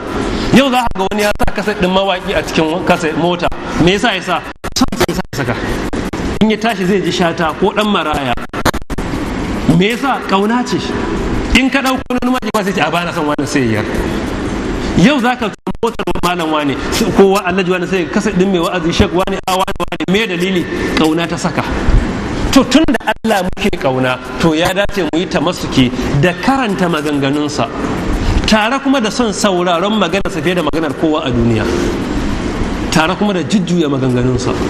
yadda za ka zauna kana analysis a waka in an yi, to ya dace ka zauna a Qur'ani kana yin maganganun Allah fiye da komai a duniya. akwai ayoyin da in ka karanta a Qur'ani duk yadda kake sai sun kara maka imani. duba babin tafakkuri, duba cikin suratu Ibrahim irin ni'imomin da Allah ya mana jerin gwanan su, ka je ka nutsuwa karanta suratu Ibrahim sai ka ga ka samu wani nutsuwa na ni'imomin da Allah ya maka a rayuwa, dole ka bi shi. idan kana cikin jarrabawa ko wani abu, je karanta suratu Yusuf a Qur'ani kaga irin yadda Allah ya jarrabe bawansa da yake so Yusuf alaihi salam, sai ga jarrabawan da Allah ya maka bai ma kashi da cikin 100 ba, sai ka ji son Allah ya karu a zuciyarka. idan kana cikin hali na gwagwarmaya to duba cikin karanta irin cikin suratu Ali Imrana, duba cikin suratul Anfal, duba cikin suratul Tauba da Allah ya magana akai, sai ga Allah ya bayyana bayansa a ciki. idan kana samun kasuwa na zuciyar kamar tana bushewa, je karanta suratul mu'minuna an sai ka karanta suratul mu'minuna a cikin nutsuwa ka je da zuciyar za ta zama. kana so ka tuna kiyama, duba irin suran kiyama, karanta suratul Hud, karanta idza shamsu kuwirat, idza sama'u fatarat, sune manzo Allah yace shayyabadni hudun wa akhawatuha. karanta suran da ke magana akan kiyama kadai manzo Allah yayi, hadisin Sheikh Muhammad Nasir yace sahihi ne. da ya gama karanta su a Qur'ani yana kammala sai ga furfura a jikinsa saboda tsoron Allah da ya faru. kawai yace aka ce me ya faru annabi furfura, yace suratu Hud ne da yan wanda suka sani furfura, na karanta su na ji labarin kiyama sai na yi furfura. to na farko mai riko da Qur'ani. na biyu da ikon Allah, duk abin da Allah ya aibata masu yi to mu nisance shi. duk abin da Allah ya aibata masu yin sa to mu nisance shi. me dalili? don Allah ya ce man ahabba liqa Allahi ahabba Allahu liqa'ahu wa man kariha liqa Allahi kariha Allahu liqa'ahu. duk wanda ke son gamuwa da Allah to Allah yana son gamuwa da shi. wa ke son gamuwa da Allah? shine mutumin da ya kama hanyar Allah. amma wanda bai son gamuwa da Allah to Allah bai son gamuwa da shi. wane ne bai son gamuwa da Allah? shine wanda ya kama hanyar da Allah ya fushi da ita. na uku akwai addu'a. yana daga cikin abubuwan da zai sa da ikon Allah mu so Allah, Allah ya so mu. shi yasa za ka ga manzon Allah daga cikin addu'o'insa akwai roƙon Allah, Allah ya so shi. musamman sifofin bayin da Allah yake so za ga yana roƙo, Allahumma inna nas'aluka al-huda wat-tuqa, kaga me yace inna Allaha yuhibbul muttaqina wal afafa wal ghina, ga hadisin inna Allaha yuhibbul abda al-ghani. inna Allaha yuhibbul muttaqina, yace Allahumma ati nufusana taqwaha wa zakkiha anta khairu man zakkaha anta waliyuha wa maulaha. zuciyar ita ce mutum gaba daya. yawma la yanfa'u malun wala banun illa man atallaha bi qalbin salim. yana addu'a da ya muqallibal qulub thabbit qalbi ala ta'atika, ko Allahumma ya muqallibal qulub thabbit qalbi ala ta'atika, ko Allahumma ya muqallibal qulub thabbit qalbi ala dinika. yin addu'o'i da annabi yake roƙon Allah da su. na hudu takaita magana. duk mutumin da ke so Allah ya so shi sai ya zama mai karancin magana a rayuwa. ya zama shiru din mu yafi yawan maganar mu. duk maganar da faɗanta da yin shiru duk ɗaya ne to ka hakura shi fi alkhairi, inji Imam An-Nawawi rahimahullah. yace malaman az-zuhd war raqa'iq suka ce duk maganar da yinta da barinta duk ɗaya ne to ka batta. duk maganar da yinta wajibi ne ka yi, maganar da kuma Allah bai so kar maka da ka yi ta. wanda ma yinta da barinta duk ɗaya ne to ka batta shi fi alkhairi. me dalili? yace saboda yin magana na sa Allah ya fushi da mutane. duba hadisi, inna rajula la yatakallamu bil kalima ma yulqi laha bal tahwi bihi fi an-nar abada ma bayna al-mashriq wal maghrib. mutum zai faɗi kalma da bakinsa bai ma bata muhimmanci ba, manzon Allah ce za ta gangara da shi wutar jahannama, gangara wanda yafi mafita rana zuwa mafaɗanta nisa. na biyar, mu zo masu yin ayyukan alkhairi da kuma ɓoye aikin alkhairi ba ma bayyana sai inda ya zama dole. duk inda muke mu tabbatar muna yin ayyukan alkhairi da ayyukan da tole ba a ma bayyana sai bayyana zama dole. don addinin musulunci addinin aiki ne. in zuciya ta yi kyau to aiki na alkhairi zai karu. idan zuciya ta lalace aikin alkhairi na raguwa, kuma ayyuka da biyayya zuwa ga Allah da boye su yana ƙara imani. al-imani yazidu bit ta'a wa yanqusu bil ma'siyah. wa qul i'malu fasayara Allahu amalakum wa rasuluhu wal mu'minun. ko kuma wa amma man khafa maqama rabbih wa naha an-nafsa 'anil hawa fa innal jannata hiya al-ma'wa. ko wa amma man a'ta wastaghna wa saddaka bil husna fasanyassiruhu lil yusra. amma wa amma man bakhila wastaghna wa kadhaba bil husna fasanyassiruhu lil usra. wa amma man a'ta wattaqa wa saddaka bil husna fasanyassiruhu lil yusra. wa amma man bakhila wastaghna wa kadhaba bil husna fasanyassiruhu lil usra. wa ma yughni anhu maluhu idha taradda. waɗannan su ne irin ayyuka da za mu riƙe insha Allah ta'ala. Allah ya so mu, Allah ya sa mu cikin bayin da yake so. Bayin da Allah yake so suke son sa, ina ne makomarsu?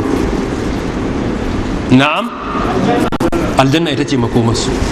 Dalili akan wannan, wanda yace yana son kulhuwa, annabi yace Allah ce yana son sa, kuma bayan nan hubbuha adkhalaka Allahu aljannata bihi. San da kake kulhuwa ya kai ka aljanna. Duk mutumin da Allah ya so shi makomarsa ina ne? Aljanna ne. Don yaddar Allah ke sa Allah yi mai son Allah ke sa Allah yadda da kai in yana son ka. Duk wanda Allah yake so to Allah yadda da shi. Son da yake wa sahabbai yasa yace was-sabiquna al-awwaluna min al-muhajirina wal ansar walladhina tabauhum bi ihsanin radiyallahu anhum wa radu an. Sun yadda da Allah, Allah yadda da su. Me ya kawo musu yadda da Allah? Ya yadda da su, sun so Allah kuma Allah ya so su. Muna roƙon Allah, Allah ya sa mu cikin bayin da yake so. Ya sa mu cikin bayin da ke son sa. Allah ya sa mu cikin bayin da yake so. Allah ya sa mu cikin bayin da yake son su. Allah ya sa mu cikin bayin da suke son sa, kuma Allah ya sa mu cikin bayin da yake son su. subhanakallahumma wa bihamdika ashhadu an la ilaha illa anta astaghfiruka wa atubu ilaik. Wassalamu alaikum wa rahmatullahi wa barakatuhu. Karkashin soyayya don Allah, in ka ce wani ina son ka don Allah, sai ce me ahabbaka Allahu alladhi ahabbtani lahu. Kai ka ce kana son su don Allah, sai roƙa maka Allah, Allah da kake sa don shi ina roƙon ya so ka. Me target daman ana soyayya don Allah ya so mutane ne. Don haka baka ba da amsa cewa Allah da kake so na don shi ina roƙon ya sa ni ma in so ka ba, amma sai ka ce Allah da kake sa don shi ina roƙon ya so ka. Don babban abu shine soyayya a wurin Allah. Allah ya so mu gaba daya. Wassalamu alaikum warahmatullahi wabarakatuh. Wallahu ta'ala. Ana ce wai Allah subhanahu wa ta'ala ya yi duniya ya yi lahira dai saboda annabi Muhammad sallallahu alaihi wasallama. Yana so ya san cewa shi wannan maganan yana da muhalli a musulunci. Assalamu alaikum wa rahmatullahi wa barakatuh. A cikin maganganu da ake fada ake hakaitowa, ana hakaito wannan akan hadisi ne, sai dai malaman hadisi da suka yi ta hakiki irin su Sheikh Ahmad Shakir, su Sheikh Muhammad Nasir Rahimahullah suka ce hadisi ne maudu'i. Hadisi maudu'i shine wanda manzon Allah bai fada ba aka masa ƙarya. Wannan shine abun da ya tabbata. So da haka ka'ida hadisi ne da manzon Allah bai fade shi ba ƙarya aka mar, kamar da malaman hadisi suka fada. Wallahu ta'ala a'lam. Sai tambayansa mai na biyu, tare kuma da cewa ba ma inkari duk duniya babu wanda Allah ya ce yake so kamar manzon Allah Muhammad bin Abdullah sallallahu alaihi wasallam. Babu wanda Allah ya ce yana so kamar sa, wannan babu inkari. Shine shugaban yan adam gaba daya, shine shugaban manzanni gaba daya, shine jagoran ulul azmi minar rusul, shine mai shafa'a al-kubra, shine mai shafa'a as-sugura. Duk wannan nasa ne, wa ma zalika sai mu tsaye da shi iya inda Allah ya tsaye da shi, babu wuce gona da iri. Wallahu ta'ala ala. Malam, wannan tambayar ta biyu shine yake cewa idan aka bisna mutum a kabari, wani lokaci a kaifafa kabari, wani kuma ba a kaifafawa, shine yake so ya sani a biso wanne ne yafi, wanda aka kaifafa ko wanda ba a kaifafa ba. Kaifafawa ya yake nan shine irin wanda ake masa tsiri kaman a tara shakan nan dinnan da wanda ake yin shi flat haka. Assalamu alaikum. Kabari kala biyu ne, akwai shakku akwai lahadu. Tun daga tona shakku shine wanda ake yin sa kaman ciki da falo, an tona da fadi sai a kare yin wani a cikin sa, wanda shi aka fi a garuruwan mu. Lahadu kuma za a tona in ya shiga sai a duba bangaren dama sai a yi ta gaftan karkashin, wanda in an sa mutum za a tura shi gaba ne a ciki. Irin sa aka yi wa manzon Allah tsira da aminci su tabbata a gare shi. Tara kasa kuma akan kabari abin da ya tabbata shine ba a so a tara kasa da ya wuce shibiri daya. don haka maganan a yi ƙasa a kabari yadda kasan an yi sa doya ko an shuka doya gaskiya kuskure ne. Kwatankwacin shibiri ɗaya ne sunna ta ce a sa ƙasa akan kabari. Mutane abin da ke damu su sai ce ina za da sauran ƙasan, to ba nan ka same ta ba, ai a nan muka samu ƙasar kuma ce me za yi ka batta a wurin. In an ɗora iya shibiri ɗaya to sauran sai a batta a gefe, don daman ba zai yi ƙasar da ta fito ta koma ba, don yanzu an sa mutum, an sa ganye a ciki, an sa tsumma a ciki, mai yiwa an sa ice a ciki. To kula ga wannan dole ƙasar ta saura, daga mun yadda suna ta ce iya shibiri ɗaya to mu yi me sauran mu share. Fiyayyen halitta san ta da Aliyu bin Abi Talib radiyallahu anhu ya je makabarta, duk kabarin da ya wuce shibiri ɗaya to a rage ƙasarsa. To haka wannan magana ce babba, mu rika yi wa juna nasiha. Ƙasa in an sa akan kabari daga ya kai shibiri ɗaya a daidaita, sauran sai a ture ta gefe kawai, wannan shi ka'ida. Wallahu ta'ala ala. Al-alim min ash-shaytanir rajim. Bismillahir rahmanir rahim. Assalamu alaikum wa rahmatullahi wa barakatuh. Innal hamdalillah nahmaduhu wa nasta'inuhu wa nastaghfiruh wa na'udhu billahi min shururi anfusina wa sayyiati a'malina. Man yahdihillahu fala mudilla lahu wa man yudlil fala hadiya lahu. وأشهد أن لا إله إلا الله وحده لا شريك له وأشهد أن محمدا عبده ورسوله. يا أيها الذين آمنوا اتقوا الله حق تقاته ولا تموتن إلا وأنتم مسلمون.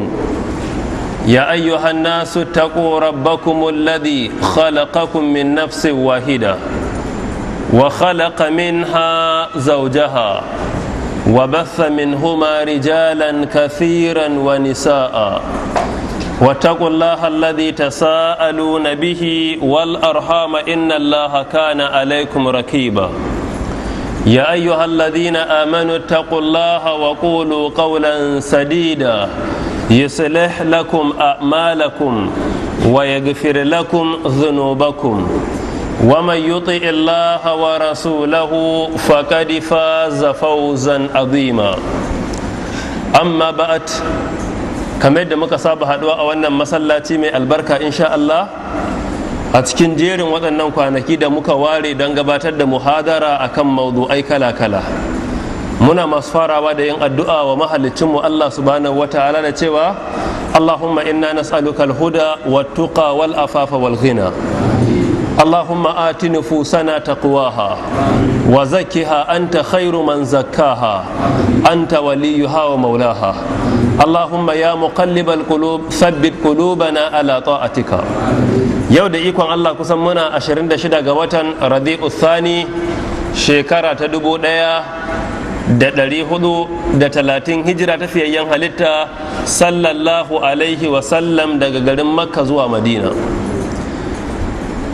Bisa ga yadda muka ambata a sati da ya gabata, maudu'in magana a muhadarar yau shine abin da ya shafi haihuwa da hukunce-hukuncen haihuwa.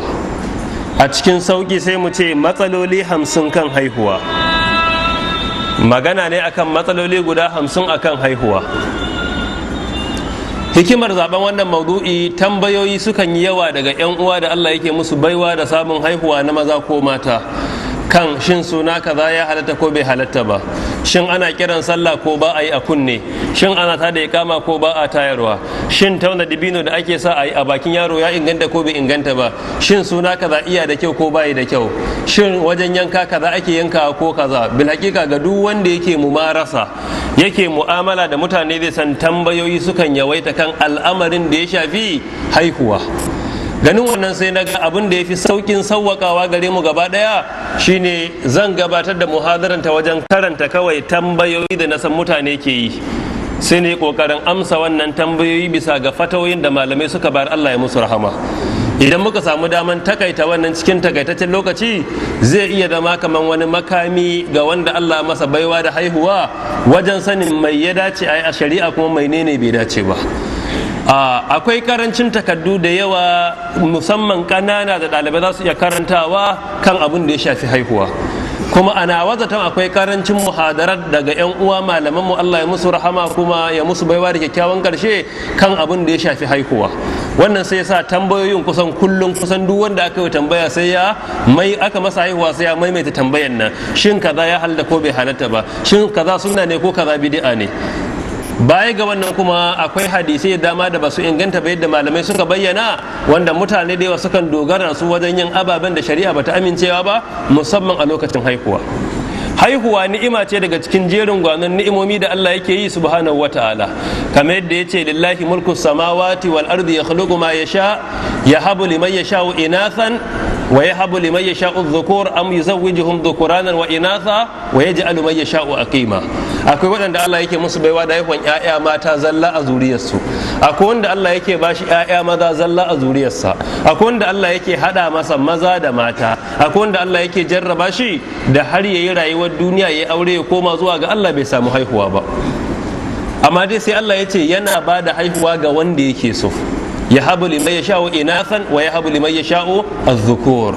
Wanda Allah yake so yakan bashi mata, wanda Allah yake so yakan bashi maza. Ashe haihuwa kyauta ce.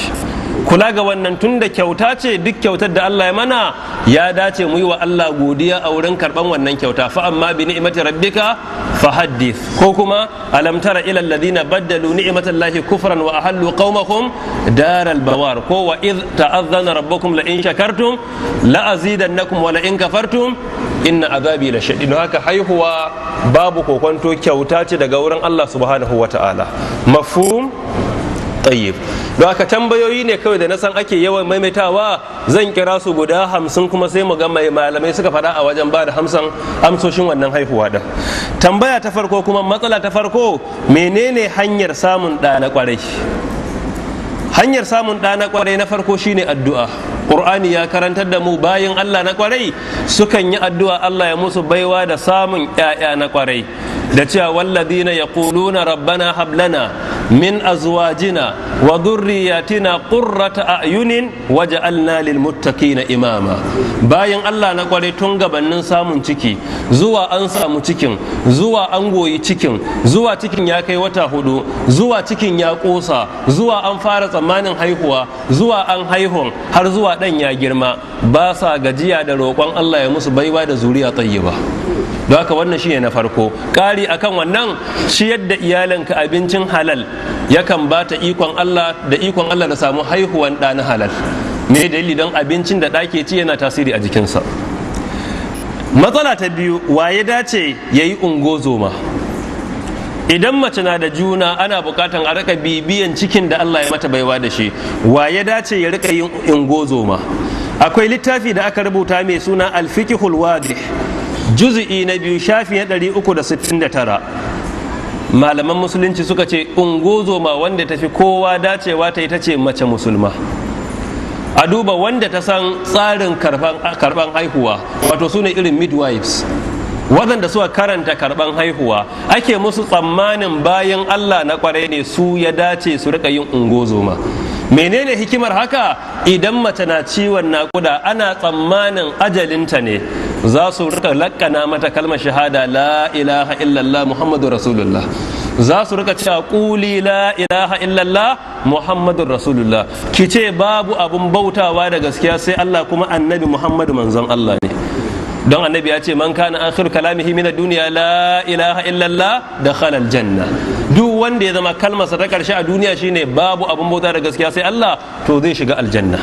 Amma lokacin da aka samu wanda take karban haihuwa ba musulma bace, mai yiwa maimakon ta lakkana mata la ilaha illallah ta bata wata kalmar da in ta faɗa ta yi imani da haka za ta barar da imaninta, bayan ta barar kuma ta koma zuwa ga Allah. Idan haka ya gagara, to sai a duba kuma namiji wanda yake mai biyayya zuwa ga Allah, salihin mutum, a bangaren darura babu mata da za ta iya duba ta, babu wanda za ta iya karban haihuwa, to a bangaren darura namiji musulmi salihi yana iya yi. in mun duba cikin sai fiqh sunna ya ƙara maimaita wannan magana. In mun duba cikin wannan littafi na al-fiqhul wadih juz'i na 2 shafiyan 369 ya ƙara tabbatar da cewa a babin darura namiji zai karba, amma matukar al'umma na neman ilimin da ya dace, adadin mu da baiwan arziki da Allah ya wa musulmai da kuma faraga na lokaci da ya bamu da adadin mata da ya bamu, bil haqiqa ba uzuri bane har a yanzu karban aihuwa da ba za a yi surgical operation ba ce sai namiji ya karba, sai dai idan zuciyar ta mutu. Kuma karkashin wanne zama iya da muhimmancin an samu 'yan mata da ke kwatanta bin Allah, suke kwatanta bin shari'ar Allah. In an duba makarantun da ake ganin su dan dama-dama irin school of nursing zuwa ga school na midwifery zuwa ga makamantansu, yana da kyau a rika barin mata suna yi, musamman a yi kokarin sa ido a ga a makarantun ana kwatanta karantarwa da zama a cikin ajujuwa bisa ga yadda shari'a ta tsara a zauna iya gwargwado.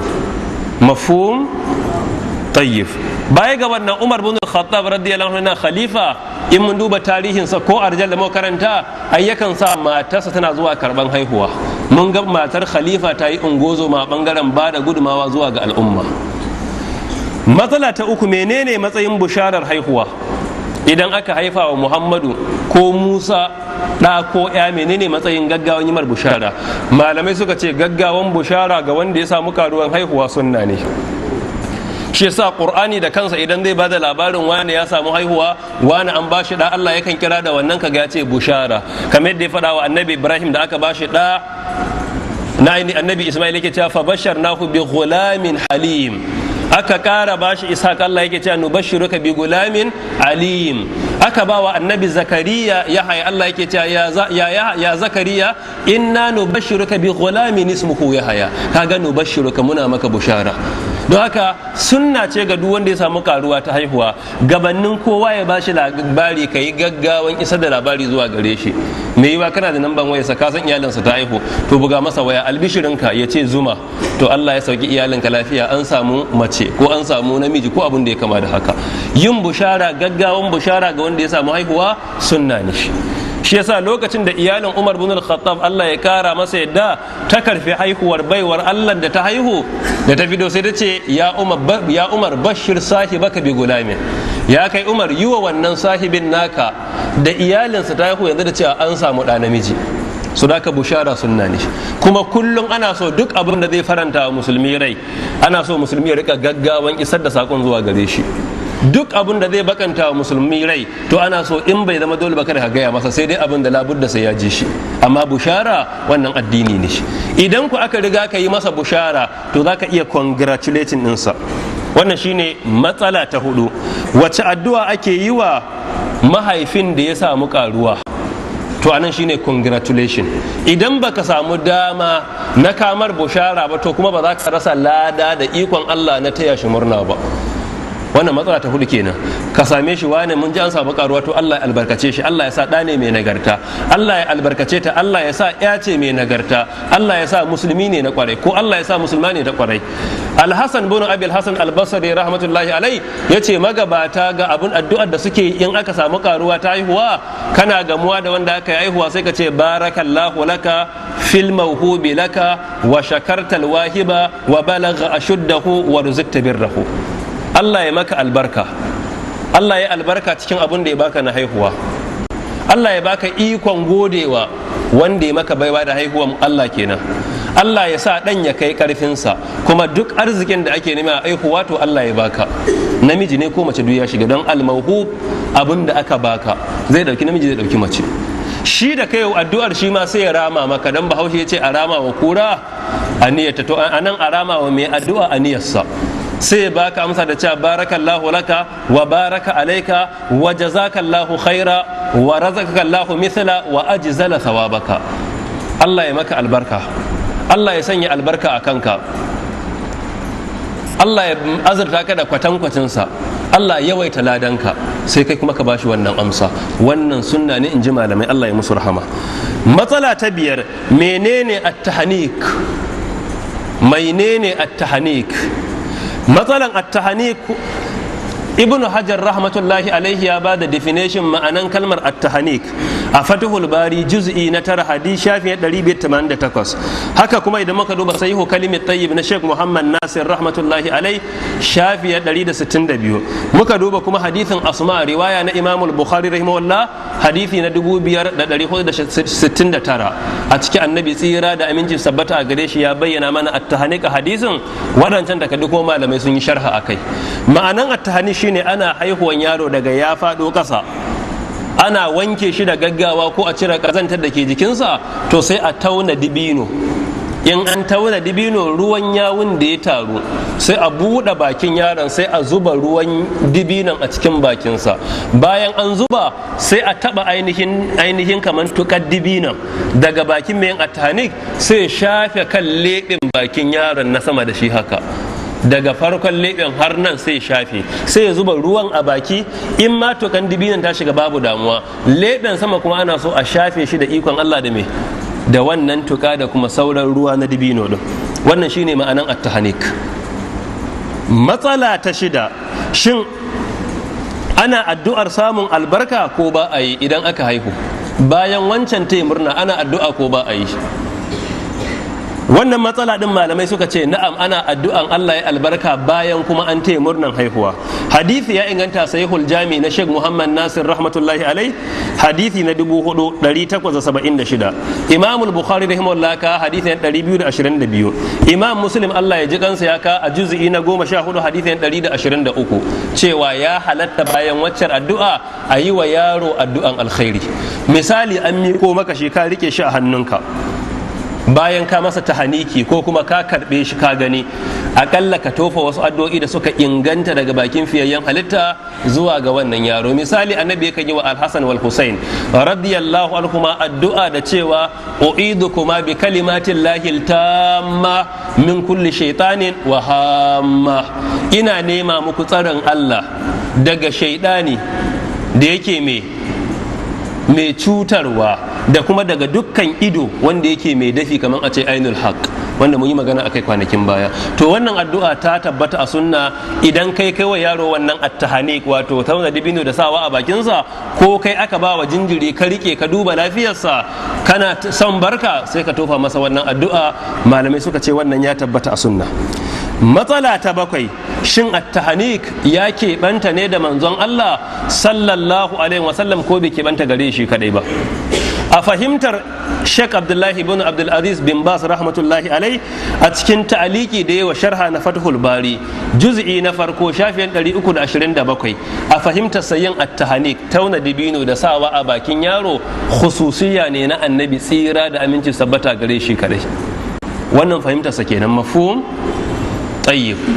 ya dogara da misalai da dama. annabi yayi at-tahnik, yayi wa dan Abdullahi, yayi wa dan Abu Musa al-Ash'ari, yayi wa dan Asma Abdullahi ibn Az-Zubair da aka haife shi. an samu yara wajen guda 4 zuwa 6 da fiyen halitta ya musu. misali haihuwan Asma ta haihu ne a garin Madina bayan an yi hijira daga garin Makka zuwa Madina. haihuwan da aka ba wa sahabbai labari aka ce ta haihu, saboda farin ciki da dadin labarin dukkaninsu da sauti dai suka yi kabbara Allah